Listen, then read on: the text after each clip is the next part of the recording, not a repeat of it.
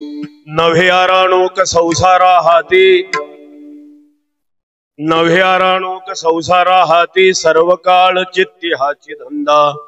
देवधर्म सांदी पडिले सकळ, विषयी गोंधळ गाजतसी.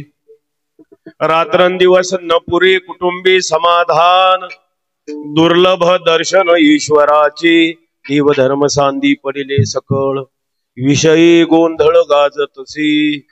तुका म्हणे आत्महत्यारे घातके, तुका म्हणे आत्महत्यारे घातके, थोर होते चुके नारायणी. देवधर्म सांदी पडिले सकळ, विषयी गोंधळ गाजतसी. विठाला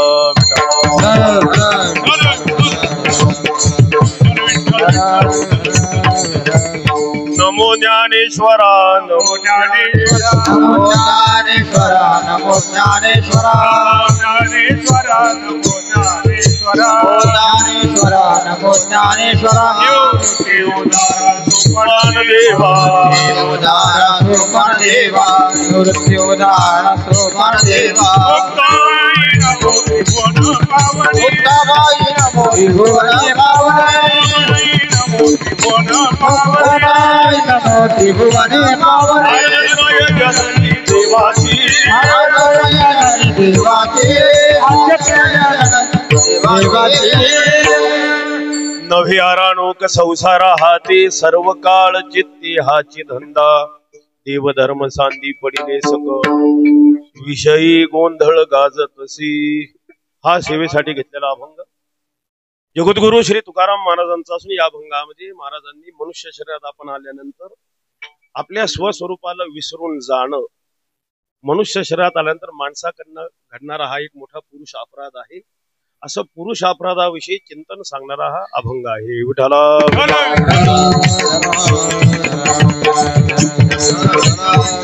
मनुष्य देहात आल्यावर आपल्याकडून नेमका अपराध काय घडतो, म्हणजे दोन गोष्टी आहेत, पुरुष प्रयत्न आणि पुरुष अपराध.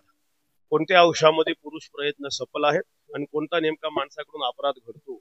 परमार्थ करत असताना वारकरी जीवनात याचं चिंतन अतिशय महत्वाचं आहे की पुरुष प्रयत्न कोणते सफल आहेत, नेमका पुरुष अपराध काय आहे, आणि त्या दृष्टीने अभंग अतिशय चिंतनीय अशा पद्धतीचा आहे. विठाला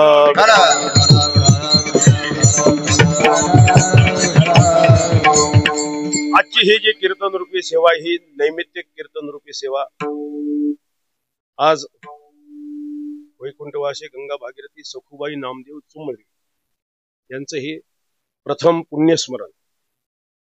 अतिशय ज्या माऊलीचा मोठा परिवार, ज्यांना 7 मुलं आणि 3 मुली, श्री तुकाराम नामदेव चुमळे, श्री देवराम नामदेव चुमळे आणि रामकृष्ण नामदेव चुमळे, श्री सुखदेव नामदेव चुमळे, कैलासवासी शिवराम नामदेव चुमळे, गणपत नामदेव चुमळे आणि श्री संपत नामदेव चुमळे, अशा पद्धतीचे 7 मुलं.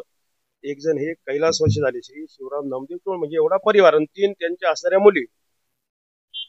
त्यामध्ये हे गंगा भागीरथी शेवंता शंकर मेढे, यमुना दशरथ गवळी आणि गंगा भागीरथी रंजना शिवाजी हेमसे, अशा पद्धतीचा ह्या माऊलीचा असणारा परिवार. त्यांचे प्रथम पुण्यस्मरण. एवढ्या सर्व परिवारात फक्त रामकृष्ण बा माझ्या परिचयाचे आहेत, त्यांचे जे चिरंजीव वारीमध्ये असणारे, लक्षात घ्या. बाकीच्या, आता मी पहिल्यांदाच या गावातून, बाकीच्यांचा परिचय कोणाशी नाही, पण रामकृष्ण बा दरवर्षी वारीत असतात. असा असणारा हा परिवार त्यांच्या मातोश्रीचं हे प्रथम पुण्यस्मरण साजरं करतोय. त्या निमित्ताने ही कीर्तन रूपी सेवा आहे. विठाला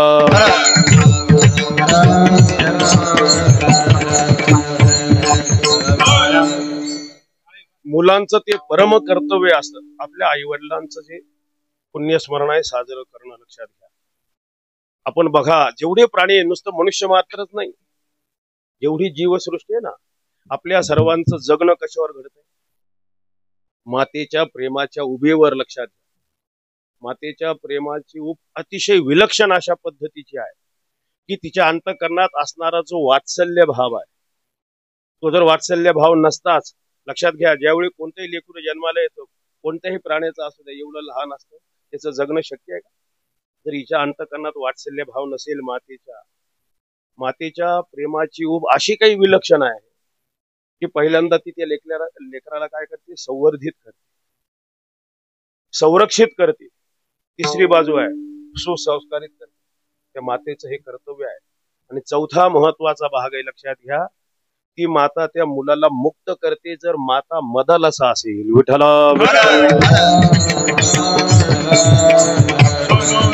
म्हणून मातेचं स्थान प्रत्येकाच्या जीवनात अतिशय महत्वाचं आहे. आपल्याला जर कोणी विचारलं ना, आम्हाला ईश्वर शोधायचा आहे, मग तिला सांगायचं माता हे साक्षात ईश्वराचं स्वरूप आहे, दुसरं कुठे फिरायचं काम आहे? न मातु परमदैवतम. आपण बघा वेदाचं सांगणं बघा काय पहिल्यांदा मातृदेवो भव, पहिल्यांदा काय मातृदेवो पितृदेवो भव 2 नंबर आहे, आचार्य देवो भव 3 नंबर, अतिथी देवो भव 4 नंबर, सर्वच भूत देव स्वरूप आहे, सर्वम खल्विदम ब्रह्म. नंतर पहिल्यांदा कोणाचा नंबर? का बरं? मातेच्या अंतःकरणात असणारा जो वात्सल्य भाव आहे ना, फार महत्वाचा आहे. लक्षात घ्या, मी आळंदीला गुरुवारी साखरे महाराजांकडे असताना महाराजांनी एक ग्रंथ लिहिले, नवरसी भरवी सागर. वारकरी तसं फार साहित्याचा विचार करीत नाही, आता काही वारकरी करणारे आहेत, नाही असं नाही. साहित्यिकामध्ये जो नवरस विचार दिलाय, ज्ञानेश्वर महाराज म्हणतात नवरसी भरवी सागर, त्या ग्रंथामध्ये गुरुवर्य महाराजांनी 11 रसाचा विचार मांडलेला आहे. आता 11 रस कसे, त्याची सिद्धी कशी आहे, तो स्वतंत्र विषय आहे. मला सांगायचा भाव काय, नवरसानंतर एक भक्ती रस आणि वात्सल्य रस आपल्या संतांनी मांडलेला आहे. ज्ञानेश्वर महाराजांनी त्याच्याकरता उदाहरण दिले ना, नाना गाय चरी डोंगरी परी चित्त बांधली वटसे घरी, की पक्षिणी आकाशात विहार करत असे, पण तिथं चित्त कुठे असेल? खोपट्यामध्ये जे पिल्ला असेल ना. संतांना उपमा सुद्धा कोणाची दिली महाराजांनी? तुका म्हणे वत्सल धेनुले चित्ती, तुका म्हणे वत्सल धेनुले चित्ती, तुका म्हणे वत्सल धेनुले चित्ती, तुका म्हणे वत्सल धेनुले चित्ती, कैसे मदयती सांभाळीत सांभाळीत, कैसे मदयती सांभाळीत सांभाळीत. तुका म्हणे वत्सल, धेनू, धेनू शब्द वापरलाय, गाय नाही वापरला. धेनू कोणाला म्हणतात? जी सवत्स असते, म्हणजे जिला लेकरू आहे. लक्षात घ्या, म्हणजे तिच्या अंतःकरणात असणारा वात्सल्य भाव फार महत्वाचा आहे. म्हणून मुलाचं कर्तव्य आहे, परम कर्तव्य आहे, की आईची पुण्यस्मरण पुण्यतिथी आपण साजरी करणं.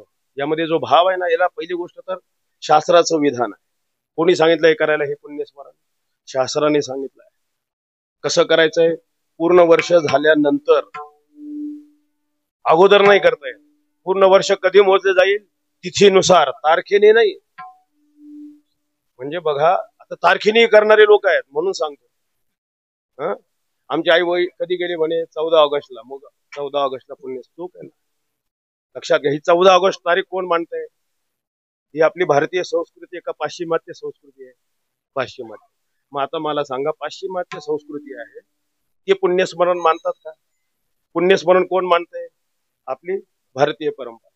मग आपण कोणत्या गणनेने केलं पाहिजे? किती व्याघात आहे लक्षात घ्या, किती दोष आहे. विठाला विठाला, आपली जी कालगणना आहे ही सर्वात श्रेष्ठ आणि सूक्ष्माती सूक्ष्म आहे. कालगणना जी चालते आपली, ती सूर्यचंद्राच्या गतीभोवती आपण फिरतोय. लक्षात घ्या, त्याची जी गती आहे त्याच्यानुसार दिवस रात्र, मग त्याची गणना होते, वर्ष कधी पूर्ण होतं.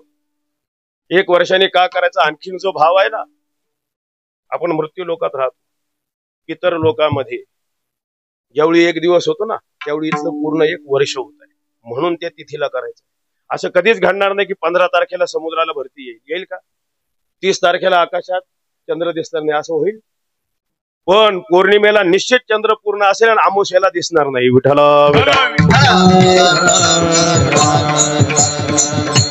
हे आपली भारतीय संस्कृती, द्रष्टे ऋषी आहेत, त्यांनी ही कालाची गणना करून ठेवली. लक्षात घ्या, आपण आता त्यांच्या पुढे विद्वान व्हायला लागलोय.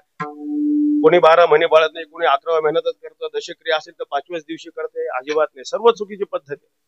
म्हणणं केलेलं बरं आहे. विठाला विठाला,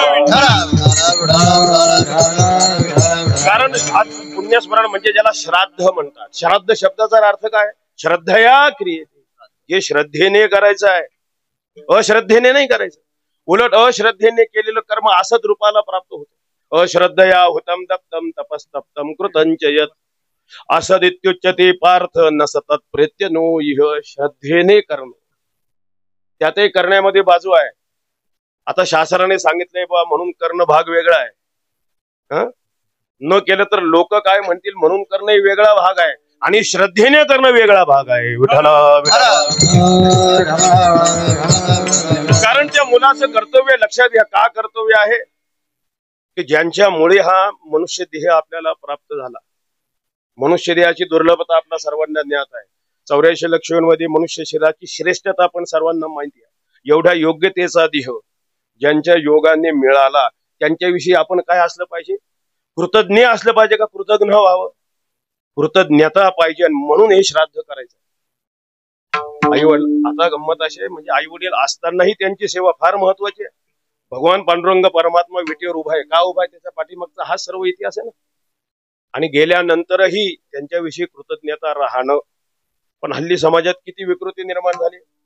श्राद्ध तर जाऊ दे, आई वडील जिवंत असताना त्यांची सेवा करतात. सेवा नाही वृद्धाश्रमात टाकतात. आणि तुम्ही बघा वृद्धाश्रम जे आहेत यामध्ये कोणाचे आई वडील आहेत? कोणाचे? फक्त हिंदूंचेच आहे. विठाला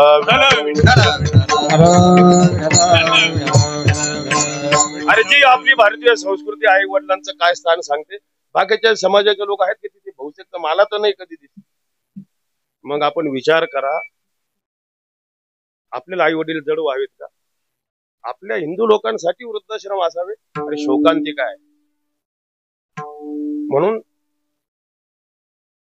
हे पुण्यस्मरण साजरं करतायत.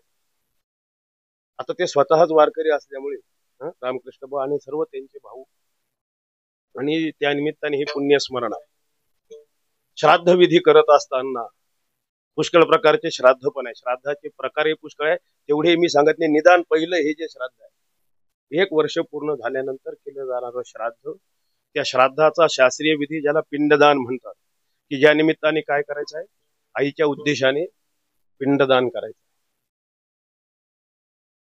म्हणून तो पिंडदानाचा विधी ज्याला श्राद्ध विधी म्हणतात.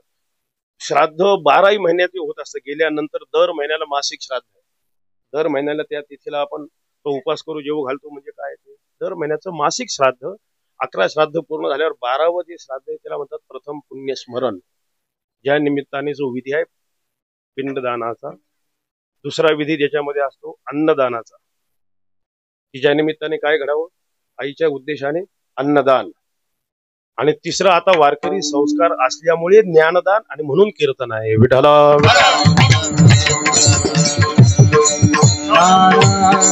त्या दानाचं स्वतंत्र महत्व आहे की आईच्या स्मरणाच्या निमित्ताने हे दान केले. हे दान केल्यानंतर निश्चित आहे कोणतंही दान करा ज्यामध्ये विशुद्ध पुण्य निर्माण होईल.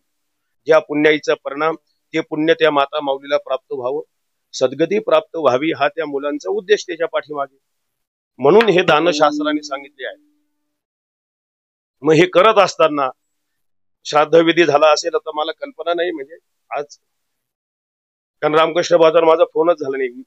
घेतले तारीख कोणी बस अशोक बाबांनी तारीख घेतली. पण मी काही विचार केले नाही कोण आहे हे विचार नाही माझ्या लक्षात आलं नाही. एकच प्रश्न मी फक्त विचारला वारकरी होते का? संपला विषय. येतो म्हटलं, बाकी काही नाही. कारण कुठे कीर्तनाला जावं यालाही मर्यादा आहे पुष्कळ आहे. तर तेही जास्त मी बोलत नाही. पण म्हणजे कीर्तनाची तारीख घेणारे कोण आहे काय म्हणून त्या निमित्ताने ही सेवा आहे लक्षात घ्या. म्हणजे ते श्राद्ध करायचंय कधी? मनुष्य गेल्यानंतर. याकरता परमार्थ साधन अनुष्ठान जे करायचंय ना कसं करायचंय? परमार्थ माणसाने कसा करावा? आयुष्याच्या साधनी मनुष्य शरीरात मिळालेलं आयुष्य साधन अनुष्ठान जर केलं कुठपर्यंत जाता येतं? या शरीराची योग्यता काय? सच्चिदानंद पदवी घेणे. सच्चिदानंद स्वरूप जो परमात्मा त्याच्या स्वरूपाला आपल्याला प्राप्त होता येतं हे या देहाचं वैभव आहे लक्षात घ्या. म्हणजे हे ज्ञान संपादन केल्यावर काय होतंय? महाराज जे म्हणतात ना मरण माझे मरून गेली मज केली अमर मरणा हाती सुटली काया. कशामुळे? विचारे या निश्चये. विचार केला, ज्ञान संपादन केलं. ज्याच्या अज्ञानाने हे दुःख भोगावं लागते तेच ज्ञान संपादन केले की हे निवृत्त होणार आहे. आणि म्हणून अशा पद्धतीचं ज्ञानदान करणारे हे सर्व संत असल्यामुळे संतांचे विचार ह्या कीर्तनाच्या निमित्ताने काही सांगावेत, या निमित्ताने काही ज्ञानदानही घडावं. प्रत्येक दानाचं स्वतंत्र महत्व आहे. पिंडदान करणं तेही दानाचं महत्व आहेच. त्या निमित्ताने अन्नदानाचं महत्व नाही का? आहेच. अन्नदानही श्रेष्ठ आहे, पण सर्वात श्रेष्ठ आहे ज्ञानदान. कोण्या दृष्टीने काय श्रेष्ठ आहे? त्या मुलांच्या दृष्टीने पिंडदानाचंही महत्व आहे. त्या निमित्ताने अन्नदान, आता अन्नदान जे करायला सांगितलंय, अन्नदान कोणाला करावं? ब्राह्मणालाच अन्नदान करा, वारकऱ्यालाच अन्नदान करा, माणसालाच अन्नदान करा. त्याच्या पाठीमागचा व्यापक हेतू बघा तुम्ही. आपली भारतीय संस्कृती का विशाल आहे.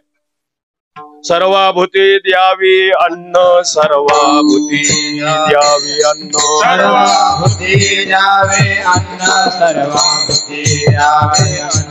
द्रव्य पात्र विचारून, द्रव्य पात्र विचारून, द्रव्य पात्र विचारून. उपतिष्ठे कारण, उपतिष्ठे कारण, उपतिष्ठे कारण, उपतिष्ठे कारण. तेथे बीज पेरीजे, तेथे बीज पेरीजे. पुण्य करिता होय पाप, पुण्य करिता होय पाप, पुण्य करिता होय पाप, पुण्य करिता होय पाप, पुण्य करिता होय पाप, पुण्य करिता होय पाप, पुण्य करिता होय पाप. सर्वभूती द्यावे अन्न, सर्वभूत मात्रांना अन्नदान करायचं आहे. हे श्रेष्ठ आहे. पण मग श्रेष्ठता कुठे आहे त्याची? व्यवहारामध्ये. सर्व व्यवहारात श्रेष्ठ दान कोणतं सांगितलंय? अन्नदान. बाकीचे दान दिली तर मनुष्य तृप्त होत नाही ना. किती पैसे द्या, कपडे द्या, जमीन द्या, काही द्या, अजून मिळवच वाटतंय ना. पण अन्नदान कसं आहे? तृप्त होतो का नाही मनुष्य? किती खादाड असू दे, खाऊन खाऊन किती खाईल? एक वेळ तर पुरे म्हणेल का नाही? आनंद बाबाला माहिती आहे, पहिले कचरू बाबा आपले विणेकरी होते. पूर्वीचे वारकरी लक्षात घ्या बरं. पायी प्रवास. अशोक बाबा तेव्हा गाड्याही नाही, पडशी घ्यायची खांद्यावर, पायी चालायचंय, रस्ता बिकट, आणि पायी भजन करीत चालायचं. मग भूक लागणार का नाही? जेवण कसं होतं त्यांचं? 8 भाकरी नेहारी आणि थोरलं जेवण दुपारी. विठाला विठाला.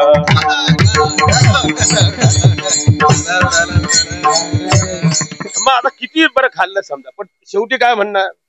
बस पुरे अलमवृत्ती आहे, तृप्ती आहे. त्याच्यामध्ये तृप्ती होते ना, म्हणून अन्नदान श्रेष्ठ आहे. पण मग व्यवहारातच का श्रेष्ठ आहे? सर्वात श्रेष्ठ का नाही? तृप्ती झाली या जैसी साधने सरती. आता ते आत्मप्राप्ती झाल्यावर बाकी कोणतं साधन करायचं? ठीक आहे, ठीक आहे. काय आहे लक्षात घ्या.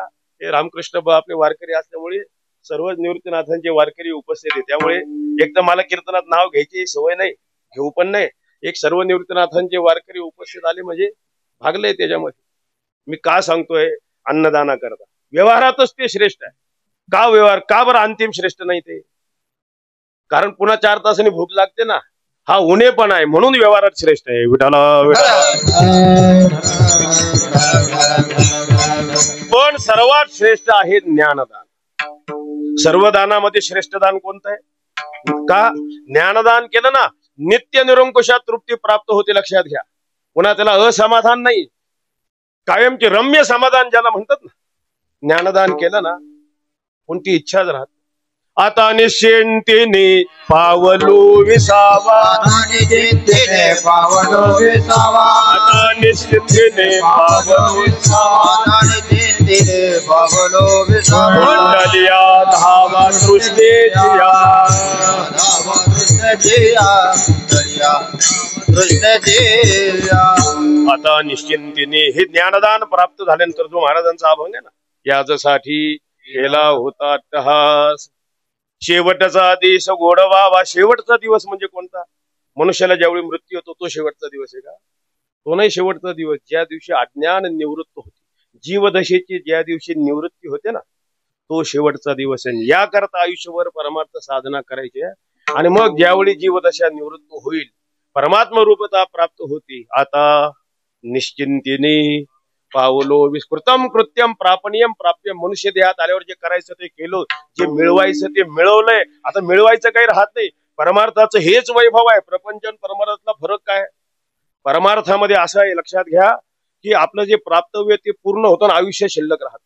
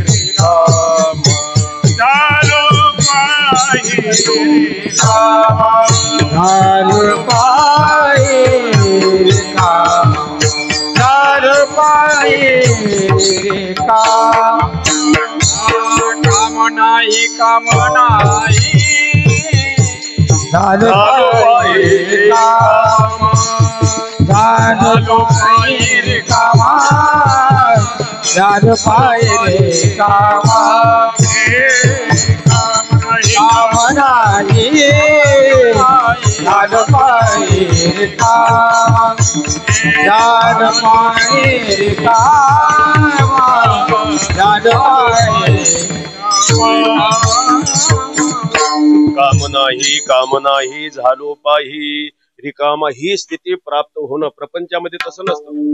मिळवायचं बाकीच राहतं ना, आयुष्य संपून जातं, याला म्हणतात प्रपंच.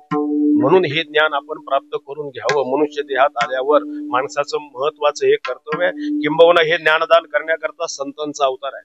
श्रीमंत निवृत्तीनाथ महाराजांपासून निळोबा रायण पण हे सर्व अवतारी संत आहेत. केवळ लोकांना ज्ञानदान करण्यासाठी आले ना. सद्गुरु श्री निवृत्तीनाथ महाराज खरे दाते आहेत. खरे दातार कोण आहेत? ज्ञानदान करण्यामध्ये, मंत्र दीक्षा बोध दीक्षेमध्ये सर्वात श्रेष्ठ दान करणारे जर कोण असेल, दाता तोच एक जाणा जाणा, दाता तोच एक जाणा, दाता तोच एक जाणा, दाता तोच एक जाणा. नारायणा स्मरवे, नारायण नारायण स्मरवे, अनेक नाशिवंते काय काय, अनेक नाशिवंते काय. नारायण स्मरवे, नारायण स्मरवे, अनेक नाशिवंते काय, अनेक नाशिवंते.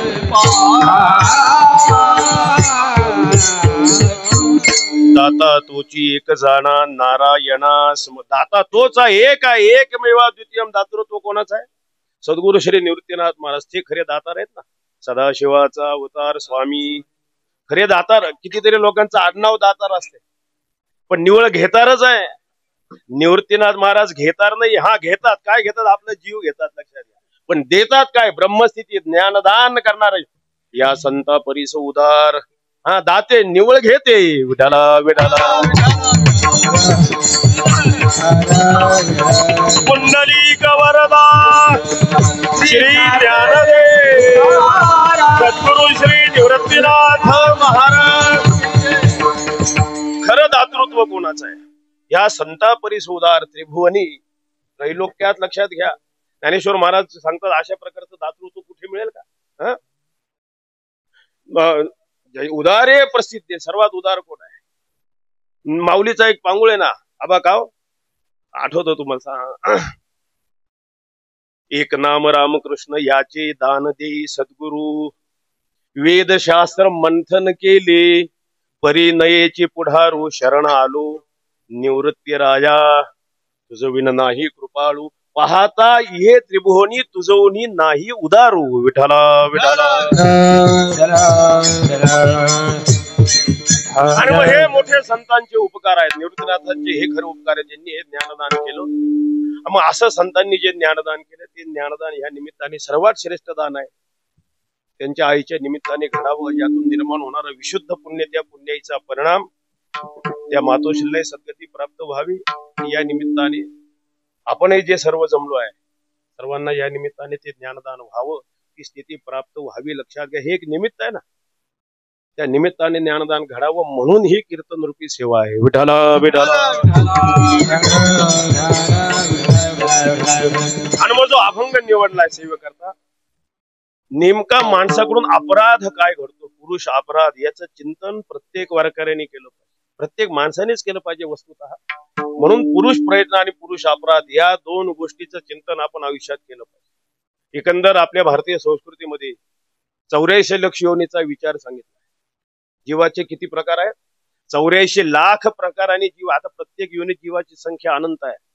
आता 84 लक्ष योनी आहेत का नाही याच्याविषयी पुष्कळ अनुकूल प्रतिकूल मतांतर पुष्कळ आहे. तो भाग वेगळा आहे. एका वैज्ञानिकाने तो म्हणतो मी जवळजवळ 4 लाख योनींचा शोध लावलाय. तो वैज्ञानिक काय सांगतो, किती लाख योनीचा शोध लावलाय मी? 4 लाख. आणि माझ्या या संशोधनाला योग्य मत, बरोबरचं मत, सहाय्य करणारं मत कोणतं असेल तर ते भारतीय संस्कृतीतलंच आहे म्हणतो तो, की भारतीय संस्कृतीत ज्या 84 लक्ष योनी सांगितल्या ना त्या खऱ्या असल्या पाहिजे म्हणतो. विठाला विठाला. बरं तो वैज्ञानिक आहे आणि त्याने विचार कोणाचा केलाय लक्षात घ्या. 4 लाख योनीचं चिंतन मांडत असताना जे लोक धर्म मानतात ना त्यांचा विचार केलाय. जे धर्म मानतच नाही त्यांचा विचार केलाच नाही. जे पूर्वजन्म मानतात, पुनर्जन्म मानतात त्यांचा विचार केलाय. आपली संस्कृती आहे, पूर्वजन्म आहे, पुनर्जन्म आहे लक्षात. श्राद्ध सुद्धा का करतोय मग? जर आपण पूर्वजन्म पुनर्जन्मच मानणार नाही तर श्राद्ध करायचं काय अडलंय का काही? पूर्वजन्म का मानावा का म्हणू नये पुष्कळ भाग आहे. एकच तत्व फक्त सांगतो, जर पूर्वी आपला जन्मच झालेला नसेल आणि आता जन्माला आलोय म्हणजे काही भोग भोगतोय कोणतेही सुख दुःखाचे जे आपण भोग भोगतो याला कारण काय? जर आपला मागचा जन्मच नसेल मग आता हे भोगायचं कारण म्हणजे मागे काही केलंच नाही आणि मग भोगायला येते ना, याला शास्त्रात म्हणतात अकृताभ्यागम. मागे काही केलंच नाही जर भोगावं लागेल हा दोष आहे. बरं ह्या जन्मात आलेलो आहे समजा आणि मग हे काही कर्म जे आपण केलं की नाही आयुष्यभर जे कर्म करतो परतच जन्म नसेल मग केलेलं कर्म फल भोगा वाचून नाश होईल ना, याला म्हणतात कृतर्पणाश. पुष्कळ याच्यावर चिंतन आहे, मी सांगत नाही. याचा अर्थ आहे हा दोष येईल म्हणून आपल्या सर्व संत वाङ्मयामध्ये पूर्वजन्मही मानलाय आणि पुनर्जन्मही मानलाय. विठाला विठाला. आणि मानलाय म्हणजे कुठेही अंधानुकरण नाही. आता तो स्वतंत्र भाग आहे म्हणून मी फक्त सांगत नाही. आणि त्या निमित्ताने हे श्राद्ध आहे. 84 लक्ष योनी आहेत एवढ्या. या 84 लक्ष योनीचंही चिंतन करा. यामध्ये मनुष्य देहाची विलक्षणता आहे. एवढे जरी जीव असले तरी मनुष्य देहाची काही विलक्षणता आपल्याला मान्य करावं लागेल ना. याला विचारशक्ती म्हणतात, इंद्रिय शक्ती, बुद्धीची शक्ती इतर प्राण्यापेक्षा माणसाच्या ठिकाणी अधिक आणि मनुष्य देह जो मिळाला याची जी विशेषता आहे इतर जीवापेक्षा. नरदेह निधान लागले हाती, उत्तम सार उत्तम गती, देवची होईन म्हणते ते होती तरी का चित्ती न धराव्या. याला निधान म्हटलंय, ठेवाय. सामान्य देह आहे का? बरवे झालोय आलो या जन्माची, बरवे झालो आलो या जन्मात, जोडी मनुष्य देहाई, जोडी मनुष्य देहाई, महालाभाची उत्तम राशी, महालाभाची उत्तम राशी, जे सर्व सुखाची पात्र होईले,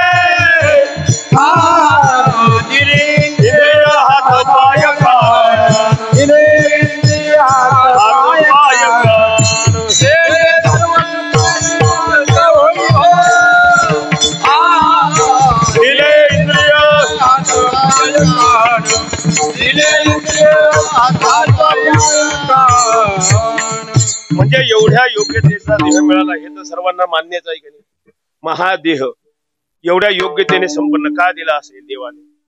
देवानेच हे सर्व निर्माण केले का नाही. कशासाठी? देवे दिला देह भोजना गोमटा, भजना गोमटा. आपण ते भोजना करून टाकतो कारण सर्व आयुष्य त्याच्यातच ना. रोज चिंता कशाची आपल्याला? बस येची देही गडे देवाची भजन. मुख राम भजन को दिया, कमल मुख राम भजन को दिया, कमल मुख राम भजन को दिया, कमल मुख राम भजन को दिया. खाया पिया सुख से सोया, खाया पिया सुख से सोया, जमाना खोया,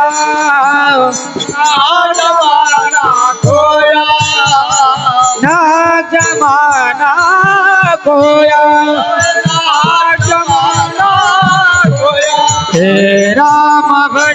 को दिया, कमल मुख राम भजन को दिया, राम भजन को दिया, राम भजन दिया। कशासाठी हा देह निर्माण केला त्याचं हे तात्पर्य आहे ना, ही मनुष्य देहाची योग्यता कशाची की जेणेकरून मनुष्य याच्यातून उद्धाराला प्राप्त होईल, देवाच्या स्वरूपाला प्राप्त होईल. जीवदशा नाही तर सर्वत्र सारखीच आहे ना. आहार निद्रा भय मैथुनांचे सामान्य मिळतात पशुभेर नरानाम.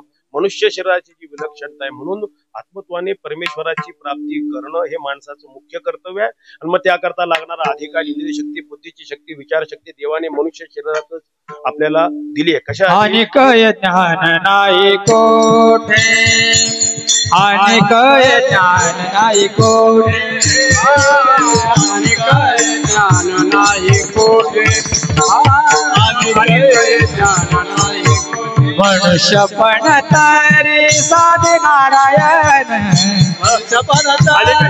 याची देई गणे देवाचे भजन, याची देई गणे देवाचे भजन, देवाचे भजन. अनेक ज्ञान नाही कोठे, अनेक ज्ञान नाही कोठे, अनेक ज्ञान नाही कोठे, अनेक ज्ञान नाही कोठे. काही वेळेची मर्यादा पाळणं लक्षात घ्या. पहिली गोष्ट तर वेळेची मर्यादा माझ्यासाठी. का वेळेमध्ये कीर्तन सोडलं तर मार्क किती आहे संस्थेत? 50. 100 पैकी किती मार्क मिळणार? मग अगोदर पास होऊन घ्या, बघ बाकीचं बघू. विठ्ठला विठ्ठला. बरं बाकीच्या लोकांना काही व्यवधान असते. बरं ऊनही वर तापते, मी फेटा घातलाय, मला काही अडचण नाही. विठाला विठाला. म्हणजे हा देह कशासाठी निर्माण केला, ही योग्यता देवाने कशासाठी, देवाने उलट एवढा देह देऊन ही कर्मभूमी आहे ना, स्वातंत्र्य दिलंय माणसाला. देवाची आशा आहे की देवाने दिलेल्या स्वातंत्र्याचा मनुष्य सदुपयोग करून उद्धाराला प्राप्त होईल. संतांचा सांगावा आहे. मग देवाने दिलेल्या स्वातंत्र्याचा पहिला सदुपयोग काय केला पाहिजे आपण? होय होय वार करी, होय होय वार करी, होय होय वार करी, होय होय वार करी. पाहे पाहे रे पंढरी, पाहे पाहे पाहे पंढरी, पाहे पाहे पंढरी, पाहे पाहे पंढरी. दिलेल्या स्वातंत्र्याचा पहिला सदुपयोग आपण हा केला पाहिजे. आपण कोण झालं पाहिजे? वारकरी. वारकऱ्याचं पहिलं बहिरंग लक्षण निदान पहिल्यांदा गळ्यात काय घातली पाहिजे? तुळशीची माळ. आपण बघा मनुष्य देहाची काय योग्यता आहे थोडक्यात सांगितलं, किती दुर्लभता आहे. बरं अशा पद्धतीचा देह भारत देशात प्राप्त होणं भाग्याची गोष्ट आहे. आणि त्यात पुन्हा महाराष्ट्रात प्राप्त होणं त्याच्यापेक्षा भाग्य, कारण ही संतांची भूमी आहे. आणि त्यातही पुन्हा नाशिक जिल्ह्यात. का? सर्व संतांचे गुरुस्थान निवृत्तीनाथ महाराज आहे. म्हणजे लक्षात घ्या आपण इथपर्यंत आलो म्हणजे भाग्यवान आहे की नाही? भाग्यशिवाय इथे आलो असतो का? पण मग एवढ्यावर भागतं का? मनुष्य देह मिळाल्यावर उद्धार होतो, नुसतं नरदेह मिळाला म्हणजे उद्धार होणार आहे का? पुढे प्रयत्न करायला पाहिजे ना. आता इथे जेवढे जमलेले आपण जर ठरवलं आपल्याला भारत देशाचं पंतप्रधान होता येईल की नाही होणार? होता येईल ना. का? पहिला अधिकार काय? तो भारतीय पाहिजे. आपण भारतीय आहोत, पण नुसतं भारतीय म्हणजे झाला का पंतप्रधान लगेच? तसंच आहे ना, पुढे प्रयत्न साधना करावा लागेल ना. इथपर्यंत आलो हे भाग्य आहे, निश्चितच भाग्य आहे. पण इथपर्यंत येऊन जर आपण वारकरीच झालो नसेल, या मार्गालाच लागलो नसेल, लक्षात घ्या मग ते तेवढं भाग्य उपयोगाचं आहे. उलट महाराजांची भाषा अशी आहे की ते भाग्य जर त्याला कळालं नाही, त्याच्यासारखा पांढरा पायाचा करंटा दुसरा कोणी नाही. विठाला विठाला. करंटे कपाळ ज्याचे नाम नाही वाचे. ज्ञानेश्वर महाराज जे त्या वारकऱ्याचं अंतरंग लक्षण सांगतात. का बरं मी सांगतोय? कोणाला नावं ठेवण्याकरता नाही सांगत, तत्व समजलं पाहिजे, त्याचा आपण सदुपयोग करावा. मनुष्य देहात आल्यानंतर सदुपयोग केला. तुका म्हणे जन्म आल्याचे सार्थक, विठ्ठलची एक देखली या, याची खरी सार्थकता आहे. पण गंमत अशी आहे, देवाने हे स्वातंत्र्य दिले माणसाला, पण त्याची दुसरी बाजू लक्षात घ्या. स्वातंत्र्य म्हणजे ज्याला चांगलाच उपयोग करता येतो असा त्याचा अर्थ नाहीये. स्वातंत्र्य शब्दाचा अर्थ असा आहे, चांगलाही उपयोग करू शकतो आणि दुरुपयोगही करू शकतो. स्वातंत्र्यामध्ये ह्या दोन बाजू आहेत. स्वातंत्र्य दिलंय, माणसं दुरुपयोग करतात का नाही? देवाने जर स्वातंत्र्य दिलं नसतं आपण दुरुपयोग करू शकलो असतो, पण दुरुपयोग करतो का नाही? मग स्वातंत्र्य दिलेलं वाईट आहे का? कोणी म्हणे लोक दुरुपयोग करतात, मग देवाने स्वातंत्र्य द्यायला नको पाहिजे होतं, देवाची चूक झाली. अरे स्वातंत्र्य का दिलंय? जेणेकरून हा उद्धाराला प्राप्त होईल. पण दुरुपयोग करतो तो देवाचा दोष नाही, तो याचा अनधिकार आहे. विठाला माणसं दुरुपयोग करतात. किती दुरुपयोग करतात? ज्ञानेश्वर महाराज सांगतात बघा, पर्वताप्रमाणे पातक करणे, पर्वताप्रमाणे पातक करणे, पर्वताप्रमाणे पातक करणे, वज्रले बहोने अभक्तासी, वज्रले बहोने अभक्तासी. तुम्हाला डबल म्हणायचं काही अडचण नाही, फक्त तुम्ही आणखीन होऊन म्हणू नका, म्हणजे झालं, म्हणजे आणखीन झालं. कारण पूर्वीचे कीर्तन कसे होते? असेच होते आपले, अनादी आणि अनंत. विठाला पूर्वी संप्रदायात कधीच घड्याळावर कीर्तन चालत नसतं. ही आपली देहाशक्ती वाढली म्हणून, आणि काही मर्यादाही लक्षात घ्या, पाळले पाहिजे. कलियुगामध्ये तेवढी शक्ती शरीराची राहिली नाही म्हणून. ठीक आहे, जाऊ द्या. पर्वताप्रमाणे स्वातंत्र्य जर देवाने दिलं नसतं, मोहरीच्या दाण्या एवढं पातक केलं असतं का? मग पर्वत एवढं करतो का? दिलेल्या स्वातंत्र्याचा दुरुपयोगाचा भाग आहे. अनंत वाचाळ परळते पुष्कळ आहे ना. म्हणजे याचा अर्थ काय लक्षात घ्या. याचा अर्थ असा आहे, देवाने स्वातंत्र्य दिले याचा अर्थ असा आहे, मनुष्य शरीरात प्रयत्नाला फार मोठा वाव आहे. आता सांगितल्याप्रमाणे साक्षात देव होऊ शकतो, पण त्याची दुसरी बाजू आहे, अपराधही मनुष्यच करू शकतो. विठाला विठाला अपराध काय? पशु पक्षादी अपराध करू शकतात का? त्याच्या भूमी आहेत ना. पशु काय? पाप पुण्य जाणीती नाही, उत्तम मध्यम, त्यांच्याकडून पाप पुण्य होत नाही. ती भोग भूमी आहे. एखाद्याच्या गाय बैल दुसऱ्याच्या शेतात जाऊन चरला, तो पशुचा अपराध आहे का? पण आता आपण कीर्तन झाल्यावर जेवायला बसलो, आपण आपल्या ताटातलं खायचं, दुसऱ्याच्या ताटातलं हिसकून खायचं, जमतंय का? तो आपला अपराध आहे. तो पशुचा अपराध नाहीये. ते काय पाप पुण्य जाणत. आणि पूर्वीच्या काळी तर ते कोंडवाडे होते का नाही? समजा एखाद्या पुस्तक काय करायचे, ते कोंडवाड्यात टाकायचे आणि मग नुकसान कोणाकडून घ्यायचे? चांगला विचारी शेतकरी पशुला नाही त्रास द्यायचा. ते कोंडवाड्यात सर्व खायची प्यायची सर्व त्याची व्यवस्था करायचं, पण जे झालेला खर्च आहे कोणाकडून? त्याच्या मालकाकडून. पशु पक्ष हे पाप पुण्य जाणत नाहीत, पण अपराध आहे ना, म्हणून तर फक्त मनुष्यच करू शकतो. बरं, एकंदर माणसाची प्रवृत्ती आपण बघा. जेवढे आपण माणसं आहोत, प्रत्येकाला इच्छा कशाची आहे? इच्छेचा विषय काय? प्रत्येकाला इच्छा कशाची आहे? की मला कायमचं सुख असावं असं वाटतं आणि कायमचं दुःख जावं. कोणी बघा, म्हणजे माझा उद्धार व्हावा, मला मोक्ष मिळावा, भगवत प्राप्ती व्हावी, कृतार्थ व्हावं, हे जरी शब्द कळाले नाही, माणसाला इच्छा काय? की मला कायमचं सुख असावं आणि माझं कायमचं दुःख जावं. मग याला शास्त्रात मोक्ष म्हणतात ना. पण मग सर्वांना इच्छा नित्य सुखाची आणि कायमचं दुःख जावं, बरोबर आहे. म्हणजे इच्छा बरोबर आहे का नाही? कायमचं सुख असावं.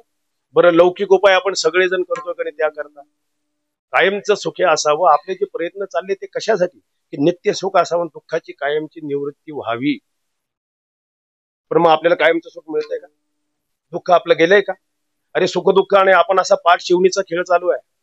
सुखाच्या पाठीमागे आपण सतत धावतोय आणि दुःख आपल्या पाठीमागे लागलंय. सुख अजून मिळालं नाही, कधी मिळेल सांगता येत आहे, पण दुःखाने मात्र आपली पाठ सोडलेली नाही. ही आपल्या आयुष्याची नोंद ज्याला म्हणतात. सर्व सुखाची आशा जन्म गेला, सर्व सुखाची आशा जन्म गेला, जगा एक मुक्ती नाही केला, हिडका दिशासीन पावला, माया विष्णा जीवा माझा, माझे सोयीका नक्की कोण, माझे सोयीका नक्की कोण,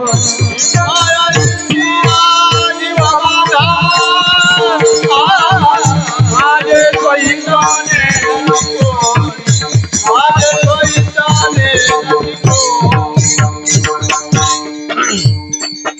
सर्व सुखाची आशा जन्म गेला. सुख मिळावं आपलं प्रयत्न चालू आहे, लौकिक उपाय सगळेजण आपण करतोय, एवढे कष्ट करतोय, पण सर्व सुख मिळतंय का? सर्व दुःखाची निवृत्ती होतीये का? मग इच्छा करणं चुकीचं आहे काही? बरं, समजा ही इच्छा पूर्णच होत नाही, ही इच्छा करणं कोणी सोडून दिलंय का? मला सांगा. की मी एवढे प्रयत्न केले, सुख मिळत नाही, दुःख निवृत्त होत नाही, जाऊ द्या, ही इच्छा करणं.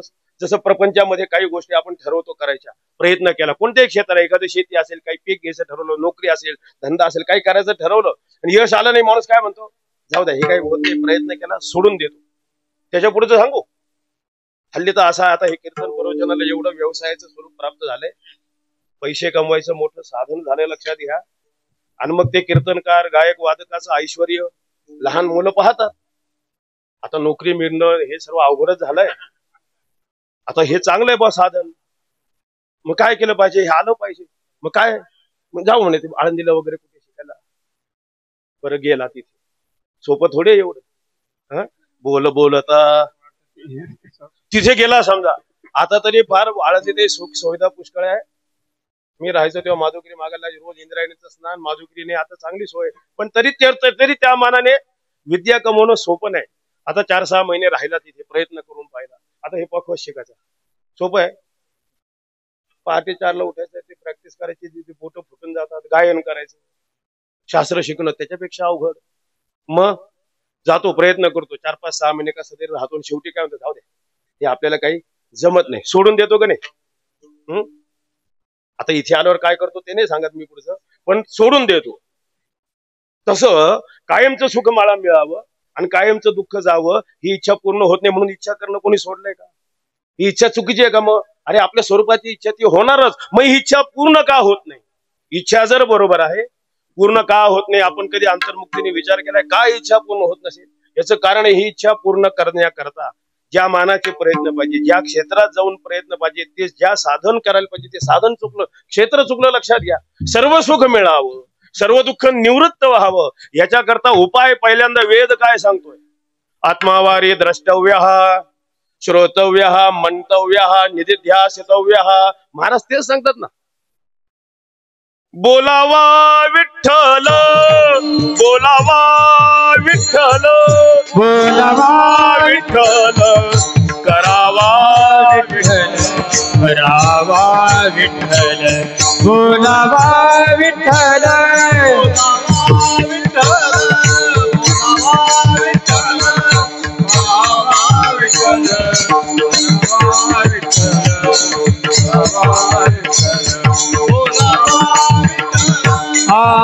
करावा विठ्ठल जीव भाव, करावा विठ्ठल जीव भाव, करावा विठ्ठल जीव भाव, करावा विठ्ठल जीव भाव. हे सोच मना, हे सोच मना, झाले हावरी, झाले हावरी, झाले हावरी. हे सोच मना, करावा विठ्ठल जीव भावे, करावा विठ्ठल जीव भावे, करावा विठ्ठल जीव भावे, करावा विठ्ठल जीव भावे. सोचे मन झाले हावरी, झाले हावरी, झाले हावरी. सोचे बोलावा विठ्ठल, पहावा विठ्ठल, हे सुख प्राप्तीचं निश्चित साधन वेद सांगतो ना. नामदेव महाराज काय सांगतात? सुखा लागी जरी करसी तळमळ, सुख मिळावं वाटते तुला काय कर, तरी तू पंढरीसी जाय एक वेळ. परिणाम काय होईल? तेथे अवघाची सुखरूप होसी, जन्मजन्मीचे श्रम विसरसी. हे उपाय सांगितले आहेत. माणसं याच्यात प्रवृत्त होतात का? इच्छा सर्व सुखाचे, सर्व दुःख जावं इच्छा आहे, या साधनात प्रवृत्ती होते का? मग का होत नाही? का बरं परमार्थात प्रवृत्ती होते? त्याचे पुष्कळ कारण आहे. अनंत जन्माचे संस्कार. पहिली गोष्ट, अविद्येची निदा विश्व स्वप्नाचा हा धांदा भोगी तो होता प्रबुद्धा अनादी कालापासून हे स्वप्न पडले ना. अनादी कालापासून प्रपंचाचे संस्कार म्हणजे पूर्व संस्कार, याला कारण आहे. परमार्थात प्रवृत्ती का होत नाही? त्याचे जे अनेक कारण आहेत ना, पूर्वीचे संस्कार. दुसरं कारण काय? हल्ली विज्ञानाने भोगवादाने केलेली प्रगती. आता विज्ञानाने प्रगती करणं काय वाईट आहे का? चांगलंच आहे, पण त्याचा सदुपयोग करतोय का? विज्ञानाने केलेल्या प्रगतीचा दुरुपयोगातला भाग तुम्ही बघा. अनधिकारी माणसं कसा दुरुपयोग करतात की विज्ञानाच्या प्रगतीमुळे जंगलवाद, भौतिक वाढ जास्त वाढला ना. अगदी सोप्या शब्दात सांगू, विज्ञानाने केलेल्या प्रगतीमुळे ह्या विषयाचं जे स्वरूप असं बदललं ना, याला पॅकिंग अँड पॉलिशिंग म्हणतात मराठीत. कारण चकाकी वेस्टर्न इंग्लिश कळत नाही ना. विठाला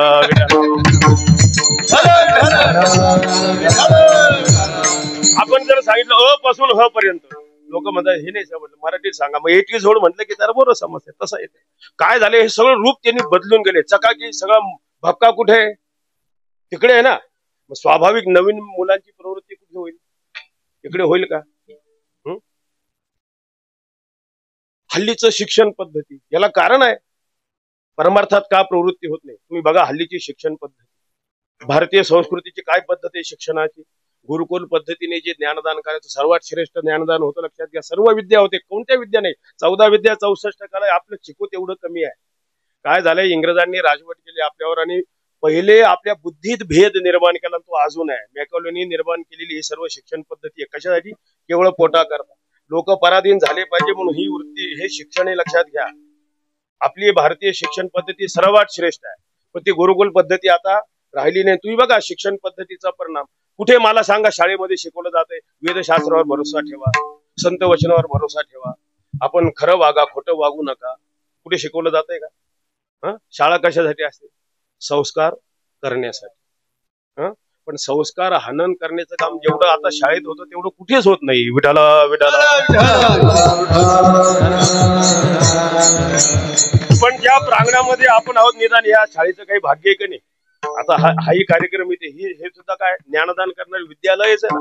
काय शिकवलं पाहिजे तिथे? संस्कार. आता असं आहे खरं संत वाङ्मय लहानपणापासूनच शिकवलं पाहिजे. आपण काय म्हणतो? दुराचार निवृत्त झाला पाहिजे, हिंसाचार निवृत्त झाला पाहिजे, भ्रष्टाचार निवृत्त झाला पाहिजे, कायदे पुष्कळ केले. कायदे करून हे असं माझं म्हणणंच नाही. पण कायदे करून हे निवृत्त होणार आहे का? कायदा स्थूल शरीराला बंधन करतो. आणि हे विकार कोणाचे आहेत? लिंग देहाचे विकार आहेत. काम, क्रोध, लोभ जोपर्यंत चित्तात आहे हे विकार जाणार नाही. मग हे विकार लिंग देहाचे जातील कधी? त्यालाच तर संत वाङ्मयाचे संस्कार. संत वाङ्मय जर शिकलं निदान माणसाने माणसाबरोबर वागावं कसं, खऱ्याचा व्यवहार कसा करावा, भ्रष्टाचार करू नये, दुराचार करू नये, तो मुक्त कधी होईल ते नंतर बघू. पण माणूस म्हणून कसं जगावं संतांचे विचार मिळाले पाहिजे की नाही लहानपणी. बरं जाऊ दे. आता सरकारला त्याचं काय वावडं असेल मला माहित नाही. पण मुलं सरकारची आहेत का? आपले आहेत ना. मग संस्कार करणं कोणाचं काम आहे? आई वडिलांचं परम कर्तव्य काय लक्षात घ्या. आपल्या मुलाला किती इस्टेट दिली याला धर्मशास्त्र काही किंमत देत नाही. तुम्ही धर्मशास्त्र बघा. उलट धर्मशास्त्र काय सांगते? सर्व कमवून मुलाच्या हातात देऊच नका सांगताय. आपला मोह असा आहे आपण ते गाठोड जमा करून ठेवू. आपल्या ताब्यात काही ठेवलं पाहिजे. स्वतंत्रता राहिली पाहिजे का नाही काही? त्याला तुम्ही चांगलं संस्कार करा, चांगलं ज्ञानदान करा, त्याला आपल्या पायावर उभं करा. हे धर्मशास्त्र सांगतंय. विठाला मी का सांगतोय की शिक्षण पद्धती बघा. आता हल्लीच्या नवीन शाळा ज्या निघाल्यात त्या शाळेमध्ये गंध लावून गेलेलं चालत नाही. मुली गेल्या तर बांगड्या नाही घालायच्या आणि ते काय टिकली नाही लावायची, वेणी नाही घालायची. काय असेल पद्धत तुम्ही बघा. तिथे जर आपण सांगू लागलो नाही आम्ही मुलाला शेंडी लिहूनच पाठवू, जमतंय का? माझ्या अनुभवाचं उदाहरण सांगतो ना. आता माझ्या मुलाची मुंजी झाली की नाही सच्चिदानंदाची, मात्र घेरा ठेवाच लागतो. मग तो शाळेत जायला लागला ते मुलं टपली मारत, डोक्यात टपली मारत. त्याने तक्रार केली. ते तक्रारीचा काय उपयोग झाला? मग मी गेलो होतो शाळेत. म्हटलं हे असं आहे. त्या शाळेतल्यानी मला सांगितलं अहो सगळ्या मुलांसारखं पाठवलं पाहिजे. तुम्ही चप्पी करून पाठवून त्याला हिप्पी करून पाठवा. तुम्ही काय करणार? आम्ही हेच सांगणार म्हणे. विठाला विठाला. म्हणजे मोठं अवघड आहे ना. परमार्थात का प्रवृत्ती होत नाही? म्हणजे सगळा भपकेपणा इकडे दिसत असल्यामुळे परमार्थात त्यात पुन्हा नियम. समजा वारीमध्ये यायचं, वारीत आलं तर पहिल्यांदा तर ते पाठांतर वगैरे ते तर सर्वच अवघड. पोशाख पाहिजे. बरं पांढरेच कपडे का घालायचे? रंगीत का घालायचे नाही? त्या रंगाचे काय संस्कार होतात फार बारकावा आहे. लक्षात घ्या. पांढरा रंग, सर्व रंग एकत्र समान केले की पांढरा रंग तयार होतो. वारकरी संपे उगेच पांढरे कपडे. आता कसं आहे नाही आम्ही ते विजार घालायचे, हापपॅन्ट धावता आलं पाहिजे. मग नाही काय म्हणलं नाही. त्याचा भाव काय, कशासाठी हा पोशाख आहे, रंग हा कशासाठी असावा. आणि त्यात पुन्हा नियम लावले. नियम लावले की मग लोकांना नकोय ना. नियम पाहिजे का? स्वैराचार पाहिजे. म्हणजे एकंदर सर्व कारणाचा परिणाम परमार्थात कोणाची प्रवृत्ती होते का? आपण सांगतो ना. आता दरवर्षीचा अनुभव आहे आपल्या आपण सर्वांना सांगतो चला निवृत्तनाथांच्या पालखीवर आषाढी वारीला. लोक इथून बोलायला सुरुवात करतात महाराज घरी सर्व बायका पूर्व व्यवस्थित असताना पंढरपूरला वारीला जायचे भिकेचे डोळे तुम्हाला लागतातच कसे लोक म्हणतात. म्हणजे वारी करणं भिकेचे डोळे आहे.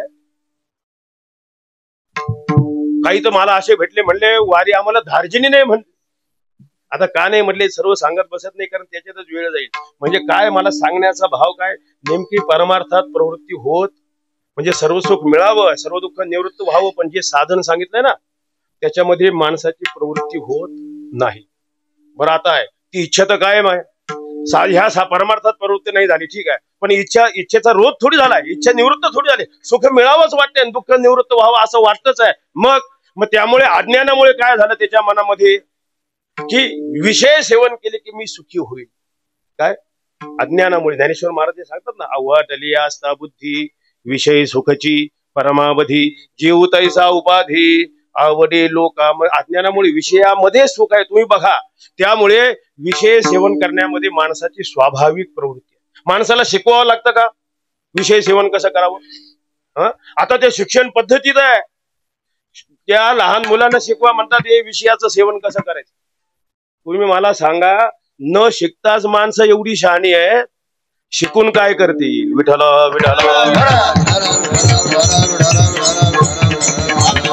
विषय सेवन शिकवावा लागत नाही, अनंत जन्माचे संस्कार आहे. प्रेरिले जना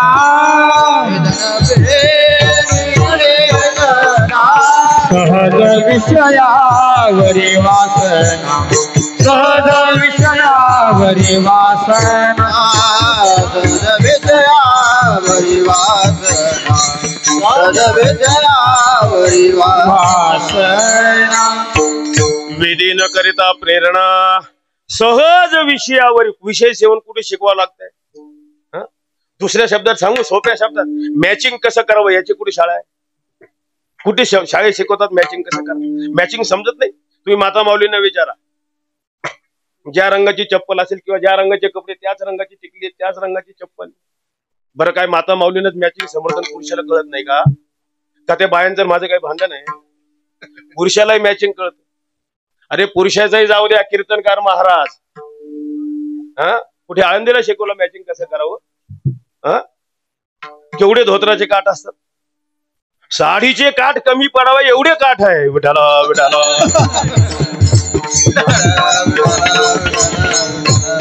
मग काय तिकडे शिकवलं का ते धोतर कसं, उपरणं कसं, ते फेटा कसा पाहिजे?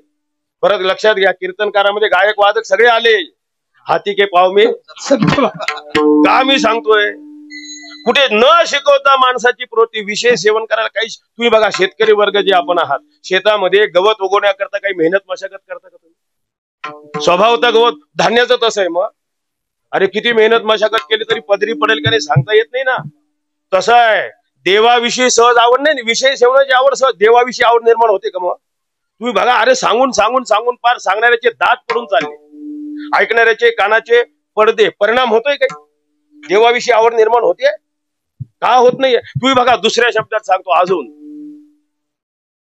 काय, की तुम्ही लक्षात घ्या, पूर्वी कीर्तनकार जास्त होते का आता कीर्तनकार जास्त आहे? आता जास्त. बर, पूर्वी कीर्तनाचे कार्यक्रम जास्त व्हायचे का आता जास्त होतात? पूर्वी सप्त्यामध्ये वारीतच कीर्तन, आता जन्माला आला तरी कीर्तन, मेला तरी, लग्न झालं तरी, वाढदिवस तरी, निवडणूक असली तरी, बापरे बाप, कीर्तनच कीर्तन. किती कीर्तन?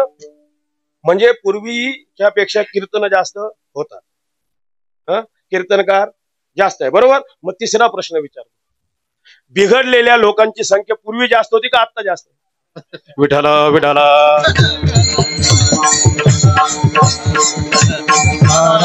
का परिणाम होत नाही? अनेक कारण आहेत त्याचे परिणाम न होण्याची. देवाविषयी सहज आवड निर्माण होत विषय सेवनाला सांगावं लागतंय. विषय ओढी भुलले जीव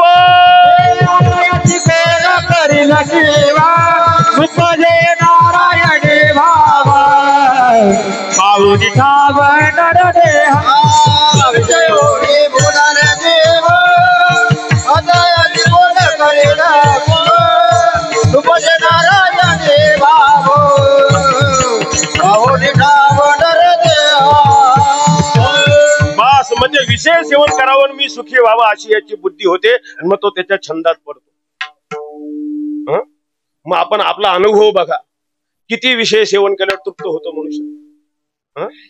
त्या किती अग्नीमध्ये इंधन टाकलं तर अग्नी शांत होईल. विषय सेविता बस, पण तरी सुद्धा अज्ञानामुळे विषय सुखाची परमावधी, आणि म्हणून या संसार साधनेमध्ये पडतो. म्हणून सर्व सुख मिळत नाही, सर्व दुःख निवृत्त होत नाही. का? कारण सर्व सुख देणं, सर्व दुःख निवृत्त होणं या विषयाच्या अंगी, संसाराच्या अंगी हे सामर्थ्यच नाही. महाराज सांगता अभंगाच्या पहिल्या, नवे आरा सुख संसाराची, नवे आरा सुख संसाराचे, नवे आरा दुःख संसाराती,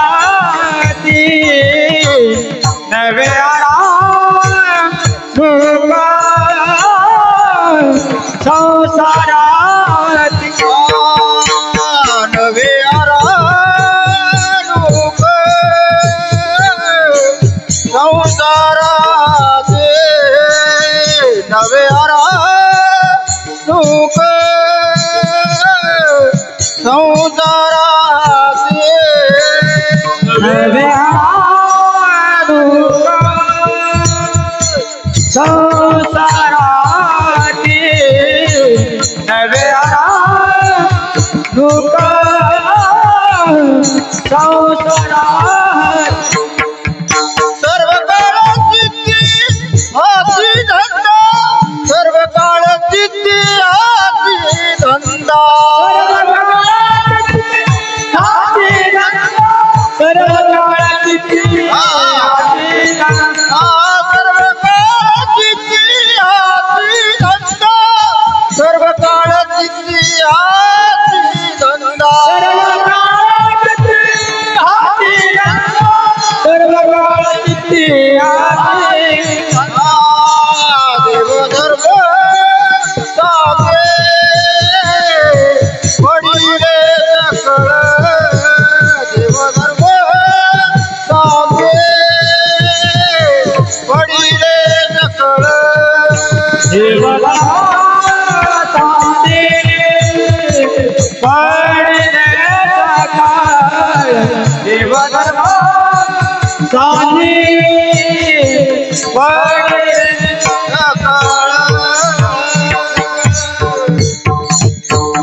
नव्हे आराणूक संसारा हाती, सर्व काळ चित्ती हाची धंदा. संसारा हाती आराणूक नव्हे, आराणूक म्हणजे सुख समाधान देण्याचं सामर्थ्य संसारा हाती नव्हे. का? आता या संसाराचे स्वरूप पुष्कळ आहे ना. अनित्यम असुखम लोकम मिमम प्राप्य, अनित्य आहे, असुख आहे. म्हणजे हा संसार कसा आहे? नाशिवंत स्वरूपाचा. पुनरपी जननी जठरे शयनम इह संसारे, अनित्य स्वरूपाचा हा संसार आहे. पुन्हा कसा आहे? दुःख स्वरूप आहे ना. रोज आपण म्हणतोय का नाही, काकडा आपला पूर्णच होत नाही त्याशिवाय. संसार दुःख मूळ. आपल्याला असं वाटतं का वारकऱ्याला, भजन करणाऱ्याला संसार दुःख मूळ आहे म्हणून? बाकीच्यांचं जाऊ द्या, प्रापंचिक लोकांचं. आपल्याला वाटतंय? आता समजा कीर्तन झाल्यावर पंक्तीला गुलाबजाम असतील समजा, काय आहे मला माहिती आहे आपलं उदाहरण. आता गुलाबजाम खायला आपण बसलो तर आपल्याला दुःख होणार आहे का? हो बुद्ध बाबा. पण मग असं आहे, एवढा आपला अनुभव काय म्हणजे की एवढा संसार सुखरूप असताना संतांनी दुःखरूप म्हणलाच कसा? पण गंमत अशी आहे, संत वचनाच्या विरुद्ध बोलावं तर आपलं पोट कसं काय भरायचं? दुःख बांधवडी आहे हा. दुःख बांधवडी म्हणजे दुःखाला दुःखानेच बांधलंय. आपण गवताची पेंडीला काही सुतळी काथीने बांधतो का? गवताला गवतानेच बांधलंय, तसं दुःखाला दुःखानेच बांधलंय. सुखाचा विचार सुद्धा, सुख दूरच, ज्याच्यात सुखाचा विचार नाहीये. चौथीचा विद्यार्थी शाळेमध्ये त्याला निबंधाला विषय आला, मी जर राज्याचा मुख्यमंत्री झालो तर. आता चौथीचा मुलगा मुख्यमंत्री होणार आहे का? अरे सरपंच होणं अवघड, मुख्यमंत्री कुठे होणार? पण मग तो विचार लिहू शकतो का नाही? तसं त्याला तिथे विचार तरी करता येतो. इथे सुखाचा विचार सुद्धा नाहीये आणि ते सुखरूप वाटतंय. अजून काय परिणाम पाहिजे? हा संसार जेवढा अनित्य दुःख स्वरूप आहे, तो सुख समाधान आपल्याला देऊच शकत नाही. नव्हे आराणूक. पण काय झालं? अज्ञानामुळे हा परिणाम. आता सांगितलेला एकंदर सर्वांचं सार लक्षात घेऊन, सर्व काळ चित्ती हाची धंदा. अज्ञानामुळे मग तो त्याच्या छंदात पडतो. अनेक विषय प्राप्त करावे, हे सेवन करावे, मी सुख होईल, मी दुःख होईल, सतत दुःख माझं कायमचं जाईल, त्याच्याने मी सुखी होईल. सर्व काळ चित्ती हाची धंदा. त्या धंद्याचं जे स्वरूप आहे ना, त्याच्या सतत त्याला तोच छंद लागतो. मग कोणताही तुम्ही बघा, एखादा व्यवसाय असेल करत, तर त्या व्यवसायाला आणखीन पोटधंदा कसा करता येईल, आणखीन तो व्यवसाय कसा वाढवता येईल. शेती करणार असेल, अमुक एक पीक घेतो, आणखीन दुसरं पीक कसं घेता येईल, आणखीन त्याला जोडधंदा काय, दुग्ध व्यवसाय असेल, आणि काय काय कसं वाढवता येईल. नोकरी करणार असेल त्याला तेच 8 तास काम करून एवढे मिळतात, आणखीन 4 तास ओव्हर टाइम. किती करा, सर्व काळ चित्ती. आयुष्य त्याच्यात चाललंय, एवढं आयुष्य त्याच्यात चाललंय. लक्षात घ्या, मनुष्य एवढा प्रपंच एवढा वाढवतो. आता त्याच्यातलंही तत्व आहे, किती वाढवला प्रपंच त्याच्यात. देवधर्म करता येत नाही हे जाऊ द्या बाजूला. रंगनाथ महाराज परभणीकर गुरुजींचं सांगणे थोडा बदल करून सांगतो. माणसाने एवढा प्रपंच वाढवला, देवधर्म करता येत नाही, त्याला प्रपंचाचा उपभोग घेता येत नाही. मग एवढा वाढवला कशाला? प्रपंचाचा उपयोग घेता येत नाही. हा, मी एवढं केलं, मी एवढं मिळवलं, पण त्याचा उपभोग घेता येत नाही, अशी जीवनाची शोकांतिका सांगत लोक मरत नाही का? म्हणजे त्याला प्रपंच करायला वेळ नाही. लक्षात घ्या, एक मेडिकलचं दुकानदार होता, आणि ते दुकान असं मोक्याच्या ठिकाणी होतं, 4-5 बाजूनी डॉक्टर, तेही डॉक्टर, भरपूर पेशंट असायचे, त्यामुळे ते दुकान फार जोरात चालायचं. सकाळी 8 वाजल्यापासून रात्री 11 वाजता तो बळजबरी बंद करायचा दुकान, बळजबरी. आणि मग दररोजचा हिशोब, मग कोणती औषधं संपली, कोणती ऑर्डर द्यायची, कोणती आणली, कोणाचे पैसे द्यायचे, ते करायचं. घरी जायला 12, मग जेवण करणार, मग झोपणार, आणि पुन्हा सकाळी 6ला उठला की लगेच पुन्हा थोडा देहनिर्वाह केला की पुन्हा दुकानात. सगळं आयुष्य गेलं. त्यांनी सांगितलेलं वाक्य फक्त बदल करून सांगतो. त्यांनी मला असं सांगितलं, महाराज मला एकच मुलगा आहे, का जास्त मुलं व्हावे एवढा प्रपंच करायला मला वेळच नाही म्हणतो. विठाला विठाला.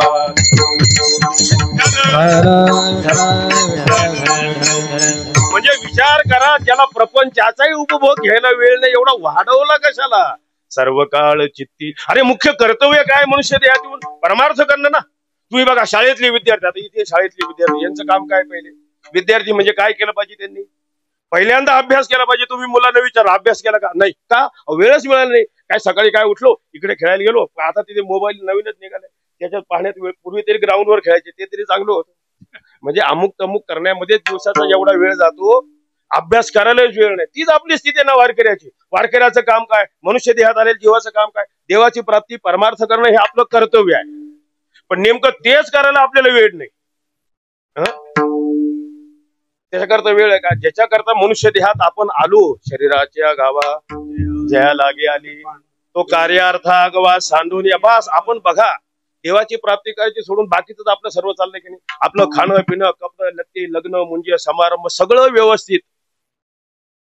देवाची प्राप्ती करायची सोडून बाकीचं कसं चाललंय? संपूर्ण आयुष्याचा वेळ प्रयत्नपूर्वक आपण परमार्थ करायचा आहे, ते दिलं सोडून प्रयत्नपूर्वक काय चाललाय? प्रपंचच ना. सायासे करेसे प्रपंच दिननिसे, आयास करीसे प्रपंच दिननिसे, आयास करीसे प्रपंच दिननिसे,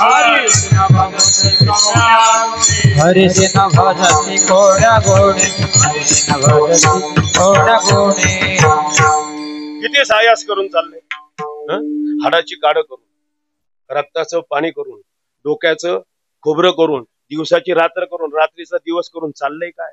प्रपंच दिननिशी.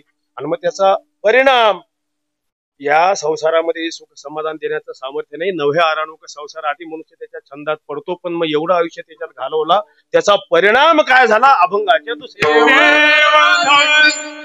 देव धर्म चित्ती साडे सकाळ,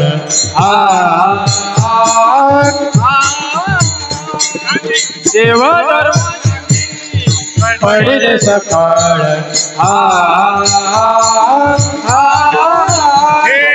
देव धर्म पडिले सकाळ, देव धर्म पडिले सकाळ.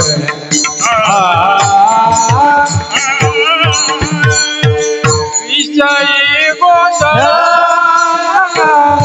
गाजतासे,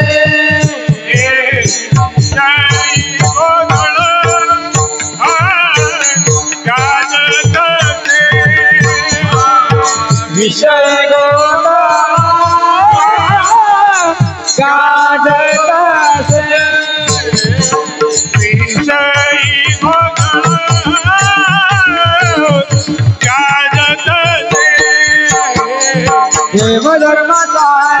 पडेल सखळ देव धर्म साधी पडेल सखळ देव धर्म साधी पडेल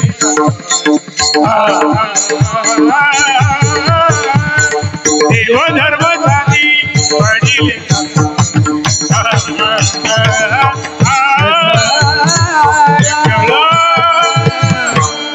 देवधर्म सांदी पडिले सकळ विषयी गोंधळ गाजत असे त्या आसक्तीचा परिणाम देवधर्म सांदी पडले. आता सांदी पडणं हा शब्द आहे. आता याचा अर्थ कळणं लक्षात घ्या. फार थोडे आता लोक आहे की ज्यांना शुद्ध मराठीचं ज्ञान राहिलं असेल. लक्षात घ्या का ज्ञानेश्वर महाराजांना त्याचा अभिमान होता. माझा मराठी भाषेला जो अभिजात दर्जा मिळालाय ते संतांचे उपकारी. लक्षात घ्या. एवढं मोठं वाङ्मय ज्यांनी निर्माण केलं किती मोठा सार्थ अभिमान. माझा मराठाची बोल कौतुकी. पण आपल्याला त्याचा अभिमान राहिला नाही का इंग्रजी आलं पाहिजे. इंग्रजी शिकू नये असं माझं म्हणणं आहे का. अरे किती भाषा सकाना किती ज्ञान त्याला काही कमी नाही. गंमत अशी आहे दुसऱ्याची भाषा शिकत असताना पहिल्यांदा तत्व काय मातृभाषेचं ज्ञान पूर्ण पाहिजे तर तो दुसऱ्याची भाषा पूर्ण शिकू शकतो. इंग्रजी शिकायचं म्हणून मातृभाषा मराठी पूर्ण शिकलेली नाही. ती मुलं बघा तुम्ही कसं बोलतात. हे इंग्रजी शिकायला गेले तर मातृभाषा पूर्ण येत नाही. शुद्ध इंग्रजीतही बोलत नाही आणि शुद्ध मराठीत आहे ज्याला धेडगोजरी म्हणतात ना. म्हणजे सोळं होतं ते सोडून दिलंय आणि ओळ सापडत नाहीये. मग फिरा नागडी विठाला विठाला. कारण त्या मराठी भाषेचं वैभव तुम्ही हे शब्दाचे अर्थ बघा. अरे नुसतं उच्चारात बदल केला तरी अर्थात बदल होतोय. किती शिकलं पाहिजे माणसाने. जग शब्द आणि जग शब्द आहे. उच्चारात बदल केले जग आणि जग. जग लिहिताना काय लिहिलंय पण उच्चारामध्ये जग म्हणजे जग चांगलं जग आम्हालाही जगू दे. जग आणि जग संपूर्ण जग त्याचा अर्थ आहे ऐशी कळवळ्याशी जाती म्हणायचं. जाती नाही ऐशी कळवळाशी जाती. जाती म्हणजे जाणे. गमगच्छन्ती जाणे. जाती जाती शब्दाचा अर्थ काय अनेकानुगतम एकम नित्यम सजाती ही त्याला जाती म्हणतात. अशी संतांची जात आहे. म्हणजे उच्चारामध्ये नुसता बदल केला. सहज आता बातमी देणारे देतात की नाही बातमी. समजा आता पौषवारी झाली त्र्यंबकेश्वरला महाराष्ट्राच्या काना कोपऱ्यातून वारकरी आले होते. आता मला सांगा कानाचा आणि कोपऱ्याचा काय संबंध आहे. ऐकताना कानाचा संबंध आहे बा. काय काय काय शब्द शुद्ध शब्द काय महाराष्ट्राच्या कोणा कोपऱ्यातून लोक आले असं म्हणायला पाहिजे. पण आपण कोणा कोपरा सांगायला तर हेच चुकीचं आहे म्हणतात. कारण संस्कार जे चुकीचं आहे तेच बरोबर. एवढं तुम्ही बघा एक म्हण आहे काना मागून आली तिखट झाली. तिखट कोण आहे आणि मग कानाचा आणि तिखटाचा काय संबंध आहे. पाना मागून आली तिखट झाली ही खरी म्हण आहे. कोण पाहत आहे कोणी शिकत नाही. लक्षात घ्या. आणि व्याकरण तर त्याहून नाही. व्याकरण शिकलं सर्व ग्रंथामध्ये. कारण मी का सांगतो महाराजांनी जो शब्द महाराजांनी शब्द माझी मूर्ती निपजली ती घराची कानी बैसली कोणी बैसवली असा शब्द आहे. त्याच्याकरता मी सांगतो इथे का सांगतोय सांदी पडणं. देवधर्म कोणा कोपऱ्यात पडले. उलट देवधर्म करावे म्हणून संतांचा अवतार आहे ना. वाढविले सुख भक्तिभाव धर्म कुळाचारण संतांचा उपदेश याच्या करताय. पण आपली प्रवृत्ती देवधर्म सांदी पडले. देवधर्म करायला कोणाला वेळ नाही. घरामध्ये देव असतात पूर्वापार आलेले देवाची पूजा. बाप मुलाला सांगतो अरे हे वडील धारण माणसांपासून हे घरामध्ये देव आहेत ना याची काही पूजा पाठ कर. पूजा पाठ कर म्हणजे पूजा करताना काही पूजेचे मंत्र म्हणून देवाची पूजा कर. नाही मंत्र आले हरिपाठ म्हणून कर. नाही हरिपाठ येत रामकृष्ण आले म्हणून काही नाही येत ना असं कर. ते देव घे ताटात ठेव पाणी घाल. तुला वाटलं तर पुसून ठेव. वाटलं तर गंध लाव. वाटलं तर फुल नाही तर दे ठेवून तसे. मुलगा काय सांगतो लक्षात घ्या बापाला 100 म्हशी धुवायला द्या पण देवपूजा सांगू नका. विठाला विठाला.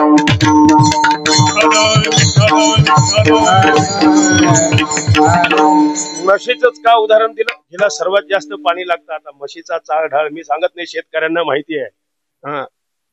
म्हणजे अशी प्रवृत्ती झाली आहे.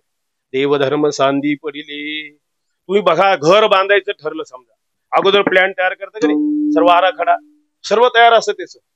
हॉल कुठे बांधायचा ते झोपायची खोली कुठे बांधायची स्वयंपाकघर कुठे सगळं संडास कुठे बांधायचं इथून सर्व असतं, पण देवघर कुठे बांधायचं? देवघराला घरात जागा नाही का? याला शेवटी घर लागणार म्हणून. विठाला विठाला तत्व तुम्ही लक्षात घ्या. या आसक्तीचा परिणाम आहे. देव धर्म सांधी पडिले. आणि मग बघा, विषयी गोंधळ गाजत असे. कोणाच्याही घरी जा, कशाचा गोंधळ आहे? विषयाचाच गोंधळ आहे. तुम्ही बघा, प्रपंचिक जे लोक आहे, विषयाचा गोंधळ म्हणजे काय? की आपल्या बायका पोरांची सर्व ती व्यवस्था करणं, काय त्याला माझं अन्न वस्त्र, ते कपडे घेणं, दागिने घेणं, यांची सुधारणा. थोडक्यात नवीन शब्द सुधारणा करणं म्हणजे काय? त्यांना वस्त्र अलंकार वगैरे सर्व याचाच गोंधळ. तुम्ही बघा,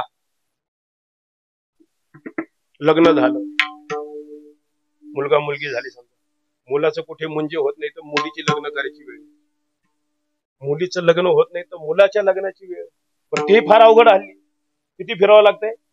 हा, बरं, मुलाचं लग्न कसं कसं व्हावं, मुलगी बाळणपणाला घरी येते. म्हणजे चाललंय काय? विषयी गोंधळ. किंवा शेतातलं बघा, हे पीक गेलं, त्याच्यात नुकसान, याच्यात फायदा, अमुक धंद्यामध्ये अमुक हे झाले ते झाले, सतत नफ्या नोटाचा सगळं विषयाचाच गोंधळ आहे. अरे याच्याशिवाय परमार्थ एक अशी साधना आहे, ती निरुपद्रवी आहे आणि सर्व सुख देणारी आहे. पण माणसाची प्रवृत्ती त्याच्यात होते का? परमार्थ ही साधना याच्यापेक्षा अधिक चांगली आहे, सुख कायमचं देणारी आहे. बरं, कोणाचं संसारिक लोक जाऊ द्या, जे वारकरी आहेत त्यांचा याच्यावर भरोसा नाही. बाहेरच्यांचं काय सांगतात की खरंच परमार्थ सुख देणारा आहे. का बरं प्रवृत्ती होत नाही परमार्थामध्ये? ज्ञानेश्वर महाराजांनी एक सावकाराचं उदाहरण दिले. तिथे सावकार म्हणजे त्याला धनाचा लोभ आहे, 1 रुपया व्याज इकडून जास्त मिळेल. ज्ञानेश्वर महाराज सांगतात, जळत आगे माझी उडी घालण्यासारखे ना, व्याजाने धंदा करणं. ज्ञानेश्वर महाराजांनी तिथे जे उदाहरण दिले सावकाराचं, का त्याला तो धनलोभ आहे. किती धनलोभ आपल्या चित्तात आहे? किती धनलोभ आहे? धनलोभ नाहीये. और एवढा धनलोभ आहे, एवढा धनलोभ. किती कसे पैसे मिळवतात माणसं, मला तुम्ही सांगा. तुम्ही जाऊ द्या धनलोभ कोणाचा, प्रापंचिक माणसाचा सांगतच नाही, आमचा सांगतो कीर्तनकाराचा. कीर्तन धनलोभाचं साधन आहे का? पण धनाकरता कीर्तन विकतात. अजून काय लोभ पाहिजे? विठाला विठाला. अरे किती लोभ आहे. मेलेल्या माणसाच्या प्रेतावरचे पैसे खाणारे माणसं मी पाहिले. आनंदबा त्या लक्ष्मणबाच्या मठात, आता पूर्वी आपल्याकडे काही गर्दी नव्हती, एक जण वारला, कोण भिकारी होता कोण असेल त्या मठात राहायचा, तर काही गर्दी नसे, झोपत असे. तो वारला, मग शेवटी पोलिसांनाच बोलावं लागलं. बोलवलं, सर्व पंचनामा केला. तिची अशी ती घोंगडीची शिवलेली होती, मग ते फाडून पाहिली, काय होतं सर्व नोटावरच झोपत होता. मग ते पैसे कुठे गेले? काय मंदिराला दिले निवृत्तनाथाच्या? कोणी खाल्ले? म्हणजे मेलेल्या माणसाच्या टाळूवरचे पैसे खाणं एवढा लोभ आहे. अरे स्मशानात आपण गेलो, तिथले लाकडं शिल्लक राहिले तर उचलून आणणारे माणसं, ते जाळतो का नाही? लोखंडाची जाळी असते का नाही? ते चोरणारे लोक नाही आहे, तोडून देताना. मग एवढा धनलोभ ज्यांच्या चित्तात आहे, अरे त्याला जर कळेल परमार्थ कर सुख स्वरूप आहे, त्याच्यामध्ये तो का प्रवृत्त होत नाही, हा खरा प्रश्न.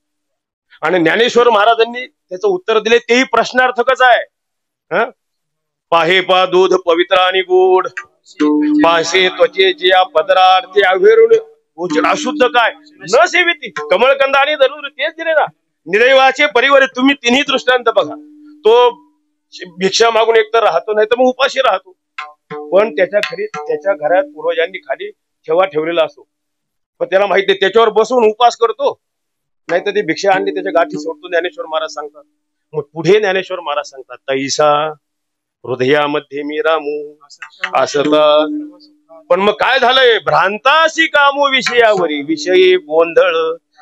बरं, त्या माणसाला विचारलं, एवढं आयुष्यभर तू एवढी साधना केली, प्रयत्न केले प्रपंचात, कोणासाठी केले? माणूस काय उत्तर येतो? माझ्या बायको पोरांसाठी हे सर्व मी आयुष्यभर एवढी साधना, एवढी कष्ट कशासाठी केले? कोणासाठी? त्यांनी सुख समाधानाने असावं. कशासाठी आपण प्रयत्न करतो? आपले सर्व कुटुंब सुख समाधानाने असावं. मग त्यांना जाऊन विचार, मी आयुष्यभर एवढे प्रयत्न केले, रात्रंदिवस एवढे सायस केले, तुम्ही सुख समाधानाने असावं म्हणून. तुम्ही सुख समाधानाने आहात का? आपण जर प्रश्न विचारला, उत्तर काय मिळतंय? करून करून काय केलंय? आमच्या समाधानासारखं काय केलं का? तुम्ही बघा, बायकोला किती रुपयाचं लुगडं आणा, तिचं समाधान होतं का? मी घडलेला प्रसंग सांगतो. एका दुकानात मी बसलो होतो कपड्याच्या. हल्लीची अशी पद्धत आहे, म्हणजे तुम्ही पाळा असं म्हणणं सांगण्यात माझा तात्पर्य नाहीये. काय आहे, त्या पुरुषाचे कपडे बाईने खरेदी करायचे आणि बाईचे कपडे पुरुषाने, ते दोघांचं नवीन लग्न झालं, ते आले तिथे. मग याने तिचे कपडे घेतले, तिने याचे कपडे घेतले. बरं आता घरी जाऊन बोलायचं ना, पण शिकलेले होते तिथेच बोलायला सुरुवात केली. ती बायको म्हणाले, हे बा तुझ्यासाठी हे कपडे मी घेतले, चांगले का? हो चांगले. आवडले का? आवडले. मग तिने दाखवले, हे बघ हे तुझ्यासाठी घेतले, आवडले का? ती काय म्हणायला लागली, अहो तुम्हाला एम ए केलं कोणी? हा काय झालं? एम ए ची पदवी दिली कोणी? अहो साधं तुम्हाला माझ्या जोगं वस्त्र निवडता येत नाही, एम ए झालाच कसे? म्हणजे तो एम ए झालेला तिने सर्वाधिक काय केला? MAD. अरे ज्यांनी सायास केला, खिसा रिकामा केला, चांगलं घेण्याचा प्रयत्न केला, हिचं समाधान झालं का? तिने जर म्हटलं असतं चांगलंय म्हणून, तर प्रपंचाची नेमकी हीच शोकांती काय महाराज सांगतात 3ऱ्या चरणात, न करे काय रात्रंदिवस न दिवस न पुरे कुटुंबी समाधान, रात्रंदिवस न पुरे कुटुंबी समाधान,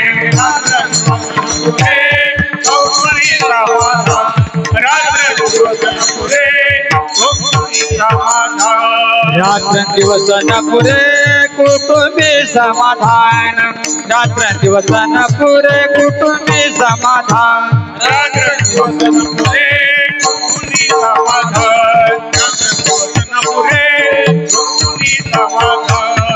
दुर्लभ दर्शन ईश्वरा, दुर्लभ दर्शन ईश्वरात, दुर्लभ दर्शन ईश्वरात देव धर्म साधी पडिले सकळ, देव धर्म साधी पडिले सकळ, देव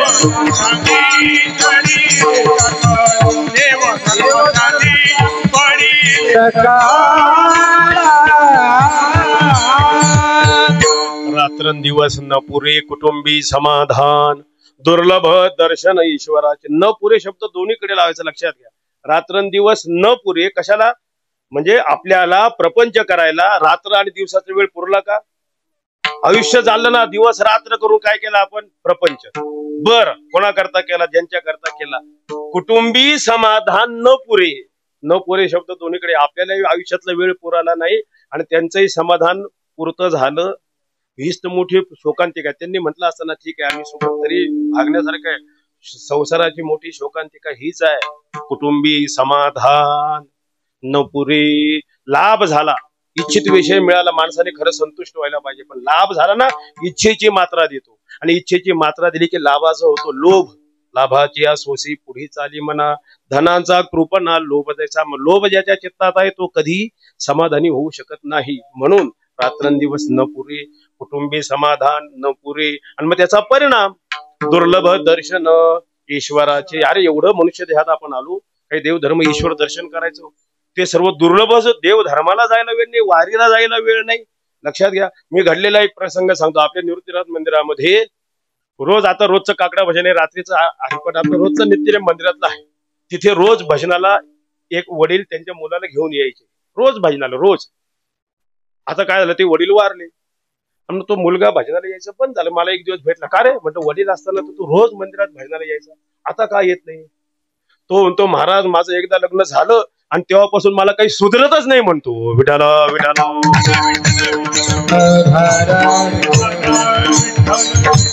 काय झालंय? दुर्लभ दर्शन ईश्वराची, देवधर्म सांधी पडिले सकळ, विषयी गोंधळ गाजतसी. या अभंगाच्या सुरुवातीला मी अभंगाचं सूत्रवाक्य सांगितलं होतं, ज्याला पुरुष अपराध म्हणतात, तो महाराजांनी या अभंगात सांगितलं. अभंगात काय सांगितले? अभंगाचा विषय काय? पुरुष अपराध. माणसाकडून कोणता अपराध घडतो? मग आतापर्यंत पुरुष अपराध सांगितला का? नाही. का?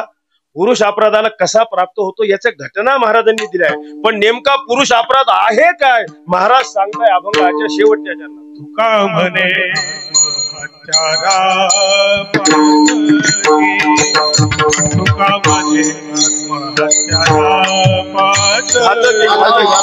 तुका म्हणे घातकी तुका म्हणे आत्महत्यारे घातकी तुका म्हणे आत्महत्यारा घातकी तुका म्हणे आत्महत्यारा घातकी तुका म्हणे आत्महत्यारे घातकी तुका म्हणे आत्महत्यारे घातकी होते खरी चुकी नारायण थोर होते चुकी थोर होते चुकी नारायण देवधर्म सांगितले सकळ देवधर्म सांगितले सकळ थोर होते चुकी नारायणी थोर होते चुकी नारायणी देवधर्म सांगी पडिले सकळ देवधर्म सांगी पडिले सकळ विषयी गोंधळ गाजत असे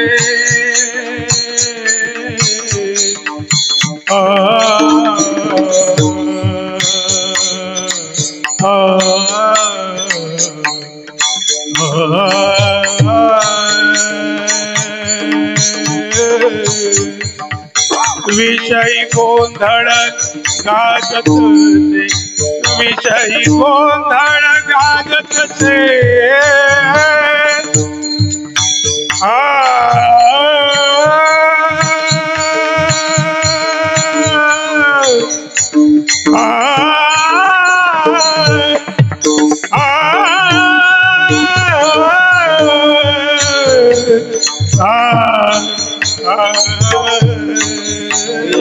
विषयी गोंधळ गाजत विषयी गोंधळ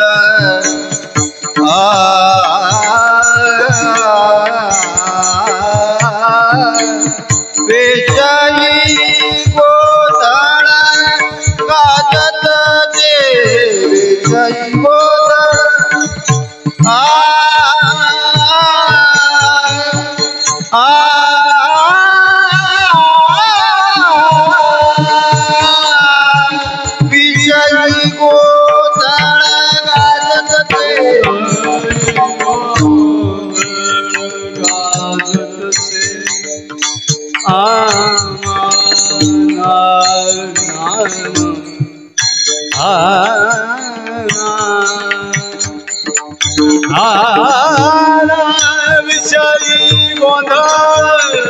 विषयी गोंधळ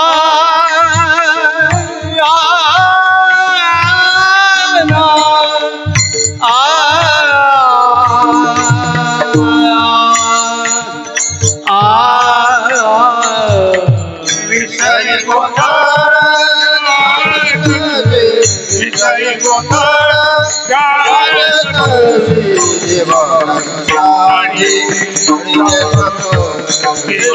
गाजत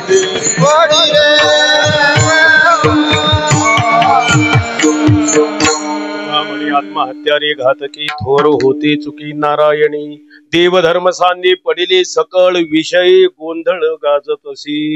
अभंगाचा भावार्थ झाला असं समजायचं कारण का झाला नाही म्हणून समजायचं. झाला असतं तर समजायचं काय कारण. ते शिक्षक मुलाला गणित शिकवतात, समज तुझ्याकडे 100 रुपये आहेत, असतात का? पण नसतात म्हणून समजायचंय. तसं झालं नाही, समजायचंय कारण भावार्थ व्हावा एवढी आपली बुद्धी नाही. बुद्धीची मर्यादा आपली, वेळेची मर्यादा. संप्रदाय पूरक भजन करा. विठोबा रघुमा जय जय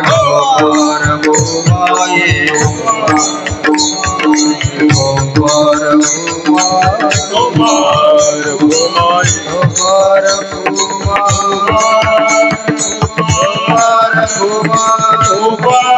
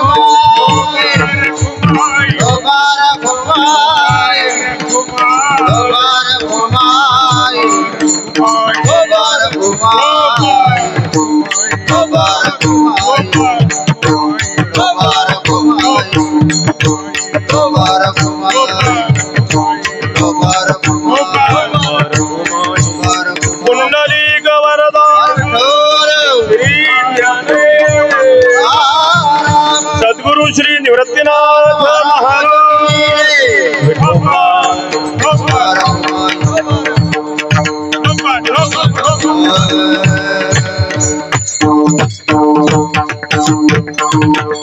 पाच मिनिटात देऊ काय शेवट चाल घेऊ लागल्या नंतर घेऊ आता 5 मिनिटात सोडतो काही काळजी. तुका म्हणे आत्महत्यारी घातकी थोर होते चुकी नारायणी. आता ज्याला पुरुष अपराध म्हणतात ते नेमकं ह्या चरणात सांगितले. लक्षात घ्या माणसाकडून घडणारा नेमका अपराध काय. वेदाचं सांगणं बघा. ज्ञानेश्वर महाराज काय सांगतात बघा. वेद काय सांगतो. किंतेन कृतम पापम चौर्यनात्मा परायणा. वेदाचं सांगणे ज्यांनी आपल्या आत्म्याला चोरण्याचं काम केलं त्यांनी कोणतं बरं पाप केलं नसेल. ज्ञानेश्वर महाराज काय सांगतात.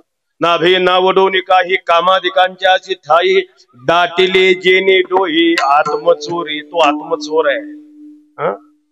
म्हणजे मनुष्य शरीरात आल्यावर मी देह आहे असं समजून टाकलेलं प्रत्येक पाऊल आत्महत्येचा दोष घेऊन येतोय. मग अजून काय दोषाचं चिंतन करणं. देह संबंधातू प्रतिपदी पावली आत्महत्या चालू आहे. म्हणून आपल्या हिताचे घात करणारे कोण आहे. तुका म्हणे आत्महत्या रे आत्मघातकी. मनुष्य शरीरात येऊन या अभंगात जो घटनाक्रम सांगितला याप्रमाणे जर आपण वागलो कामाधिकाच्या ताई दाटिले जोनी डोई तो आत्मचोर आहे. महाराज इथे काय सांगतात. आत्महत्या रे. आपल्या हिताचा घात करणार कोण आहे. आपणच आहे. आत्मघातकी. वास्तविक मनुष्य शरीरात दिलेलं स्वातंत्र्य आहे. त्या संधिकालाचा आपण उपयोग केला पाहिजे का नाही. 84 लोकशाहीमध्ये फिरत असताना मनुष्यदेह ही मोठी संधिकाळ आपल्याला मिळाला. संधी काळाचा सदुपयोग केला ती सुवर्ण संधी होती. लक्षात घ्या. मनुष्यदेह ही काय आहे सुवर्ण संधी आपण केली पाहिजे. आपण बघा ज्या लोकशाहीत राहतो 5 वर्षात एक दिवस असा असतो ना मतदान करायचा. ती सुवर्ण संधी असते की नाही आपल्याला. एक दिवसही नाही काही तास असतात. त्याचा सदुपयोग केला तर 5 वर्षे सुखात जाईल. सदुपयोग करतो का. बरं मतदान आहे ना. दान म्हणतो. दान करतो का आपण. जणू देवाचेच अवतार घेशी. अशी परिस्थिती आहे. वाईट परिस्थिती आहे ना. लक्षात घ्या. आपल्या हिताचे घात करणारे कोण आहे. मनुष्य देहासारखी सुवर्ण संधी मिळाली त्याचा सदुपयोग केला पाहिजे पण केला नाही. या अभंगात सांगितल्याप्रमाणे जर तो त्याला प्राप्त झाला. लक्षात घ्या. आपण सदुपयोग केला. भगवंताचं एक वचन असं आहे. आपणच आपले शत्रू आहे आपणच आपले मित्र आहे. कसा वापर करतो त्याच्यावर आपण या घात. ते भगवंताचा श्लोक पहिले सांगतो काय. उद्धरेद आत्मानात्मानम आत्मानम मवसाधयीत आत्मनो ह्यात्मनो बंधू रात्मैव रिपुरात्मनः. आपण जर मनुष्य शरीरात येऊन योग्य परमार्थ केला स्वरूप स्थितीला प्राप्त झालो तो आपणच आपले कोण आहे मित्र आहे. आणि जर अशा पद्धतीने अनुष्ठान केलं नाही आणि या अभंगात सांगितल्याप्रमाणे जर आपलं आयुष्य गेलं तर मग आपणच आपले कोण आहे. आता महाराजांनी प्रमाण दिलं ना. आपण्या घात कर शत्रू मी झालो दावेदार तू तव कृपेचा सागर उतरी. आपल्या हिताचा घात करणारे दुसरे का कोणी. समजा काही आपलं चुकीचं झालं तर आपण काय करतो दुसऱ्यावरच दोष देतो. अरे याच्यामुळे झालं ते चूक आहे. आपल्या अधपदाला दुसऱ्या कारणाने माणसाचा स्वभाव आहे दुसऱ्यावर दोषारोप करणं. आणि जो दुसऱ्याचे दोष पाहतो ना तो वारकरी नाही आहे. जो दुसऱ्याचे दोष पाहतो तो प्रापंचिक आहे. जो स्वतःचे दोष पाहतो तो वारकरी आहे. स्वदोष दर्शनामध्ये प्रवृत्त होणं ही संप्रदायाची खरी पायरी आहे. महाराजांनी कसे लिहिले माझे मज कळो येती अवगुण काय दुसऱ्याचं नाही लिहिलंय. आपल्याकडे काय कमी आहे त्याचे मोठी गंमत आहे. लक्षात घ्या. दुसऱ्यावर दोष देऊ का मी सांगतोय. समजा आता वारीचाच अनुभव म्हणून सांगतो. आता निवृत्तीनाथांचा पालखी सोहळा दरवर्षी मग आपण सांगत राहतो. कीर्तनार सांगतो एरवी सांगतो चला वारीला चला निवृत्तीनाथ महाराजांच्या पालखीवर चला. कितीतरी लोक आहे ते उटी वारीला येतात तेव्हाच घाई करतात. महाराज कॉम्प्लीट. अरे हो होईल देतो. एवढी घाई असते तो वारीला कधी येतच नाही. नंतर भेटला का रे तुला एवढी तू का नाही आला. काय करता म्हणे महाराज माझ्या मागे बायका पोरं चिकटले वारीला का नाही आला. खरंच त्याच्या घरी जाऊन बघावं. बायका पोरं नाही यायला चिकटलेले हाच त्यांना चिकटलेला असतो. तुम्हाला गंमत सांगतो म्हणजे घरचे माणसं काय म्हणतात तुमच्याविषयी आता सांगतो.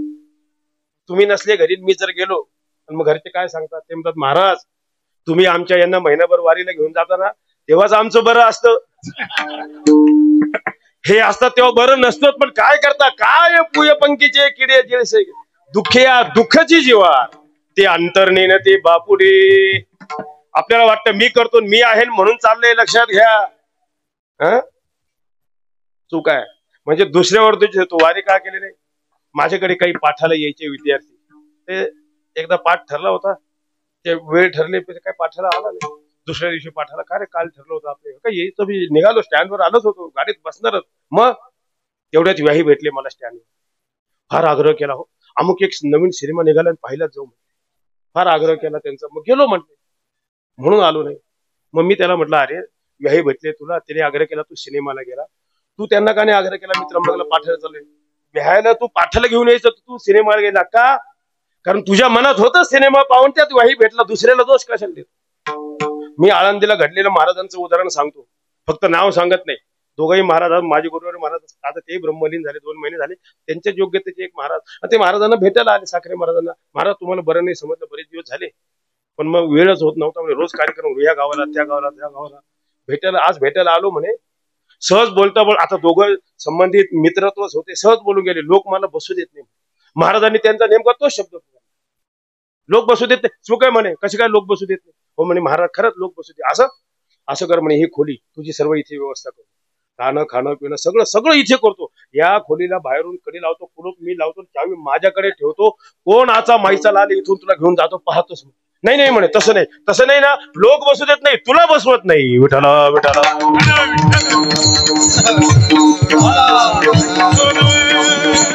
अरे कदाचित आपण लोकांच्या प्रपंचाला प्रतिबंध करू शकू, पण आपल्या परमार्थाला दुसरे कोणी प्रतिबंधक नसतात, आपणच. माझा मीच झालो शत्रू ना.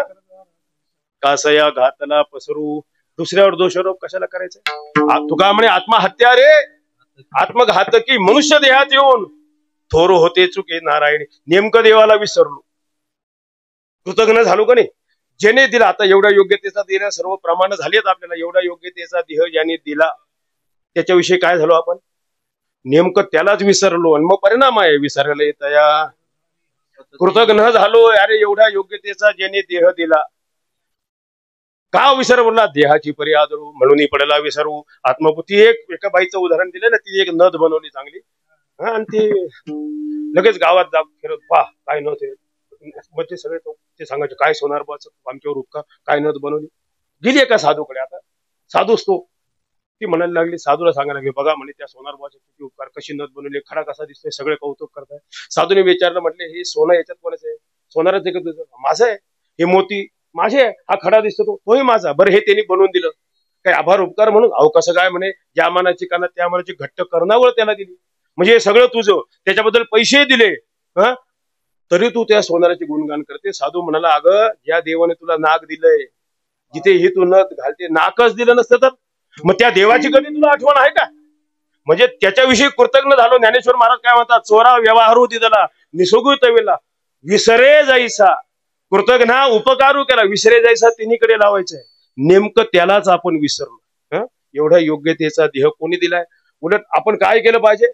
महाराज म्हणतात, तयाचे भजन जेणे हा जीव दिला,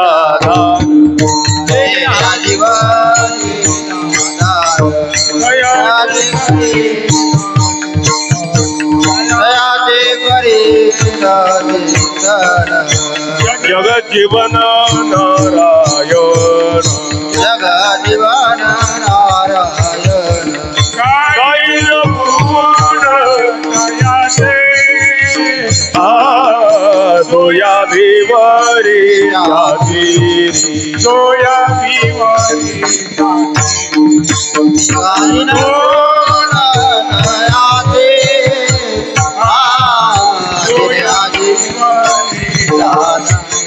सोया भिवरी. ज्याने हा जीव दिला नाही त्याचे करीन चिंतन. लक्षात घ्या, देवाचे उपकार आहेत ना. मागे कोरोना झाला आणि त्याच्यातच गेलो असतो तर, अरे मग बरवे झालो नाही, पडलो मृत्यू वासोनी आलो येथवरी उरले ते हरी. मग आता तरी वारकरी व्हायला काय हरकत आहे. विठाला विठाला. असं समर्पण भाव माझ्याने असं जर नसेल, थोर होते चुकी. चूक करणं ठीक आहे, समजा चूक करणं चूकच आहे, पण केलेली चूक दुरुस्त न करणं काय घोड चूक आहे उगीच चूक म्हणायचं आहे. केलेली चूक मान्यच न करणं, केलेली चूक दुरुस्त करण्याचा प्रयत्नच न, सर्व घोड चुकाच आहे. आता नाही ना जाणे ते म्हणजे कुऱ्हाडी खेळायच आहे, ते उगीच चुका म्हणायचं काही कारण नाही. नेमकं मनुष्य शरीरातून देवाला विसरणं काय आहे? घोड चुका हे आपल्याकडून घडलंय. तुका म्हणे आत्महत्या रे आत्मघातकी थोर होते चुकी. मग ही चूक झाली आपल्याकडून, ही चूक नाही कशासाठी? हा अपराध आहे ना माणसाचा, हा दोष आहे. एवढ्या सर्व योग्यता ज्याने दिली, ज्या देवाने दिली, लक्षात घ्या. त्याच्याविषयी कृतज्ञता होऊन, वारकरी होऊन हा पुरुष अपराध आपल्याकडून घडू नये. पुरुष अपराधाचं चिंतन का सांगितलं? पुरुष अपराध काय आपल्याला समजावा आणि मग हा अपराध आपल्याकडून घडू नये. उलट यशस्वी प्रयत्न व्हावे, परमार्थ साधना व्हावी आणि या मनुष्य देहाच्या द्वारा उद्धाराला प्राप्त व्हावं. जन्म मरणाची आपली सर्व अनर्थ परंपरा सदाची निवृत्त व्हावी, परमात्म स्वरूपाची प्राप्ती व्हावी, याकरता पुरुष अपराधाचं चिंतन केलंय. यथामती दिलेल्या वेळेत या अभंगावर चिंतन करण्याचा प्रयत्न केलाय. ज्या माता माऊलीच्या निमित्ताने ही सेवा माझ्या वाटेला आली, लक्षात घ्या. म्हणजे रामचंद्र भाऊ हे सर्व वारकरी घराणं लक्षात घ्या आणि त्यांच्या मातोश्री त्यांचं प्रथम पुण्यस्मरण आणि त्या निमित्ताने आपण सर्व भाविक वारकरी सर्वांचं यात सहकार्य आहे. ते सर्वांच्या सहकार्याने सेवा परिपूर्ण झालेली आहे की यातून निर्माण होणारं विशुद्ध पुण्य त्यांच्या सद्गतीला प्राप्त हो. सद्गुरु श्री निवृत्तीनाथ महाराजांच्या चरणी प्रार्थना करते आणि निवृत्तीनाथ महाराजांचे असणारे सर्व निष्ठावान वारकरी सर्व वारकरींच्या वतीने त्या माऊलीला भावपूर्ण श्रद्धांजली अर्पण करतो. सेवेला पूर्ण विराम. निवृत्ती ज्ञानदेव सोपान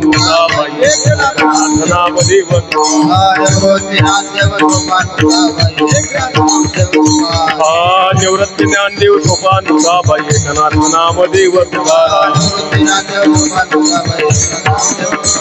निवृत्ती ज्ञानदेव सोपान मुलाबाई एकनाथ नामदेव तुकाराम.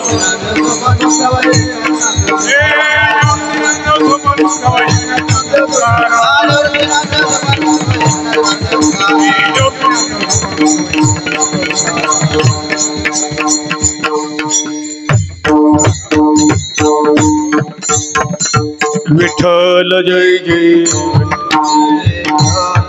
जय जय विठ्ठल जय जय विठ्ठल.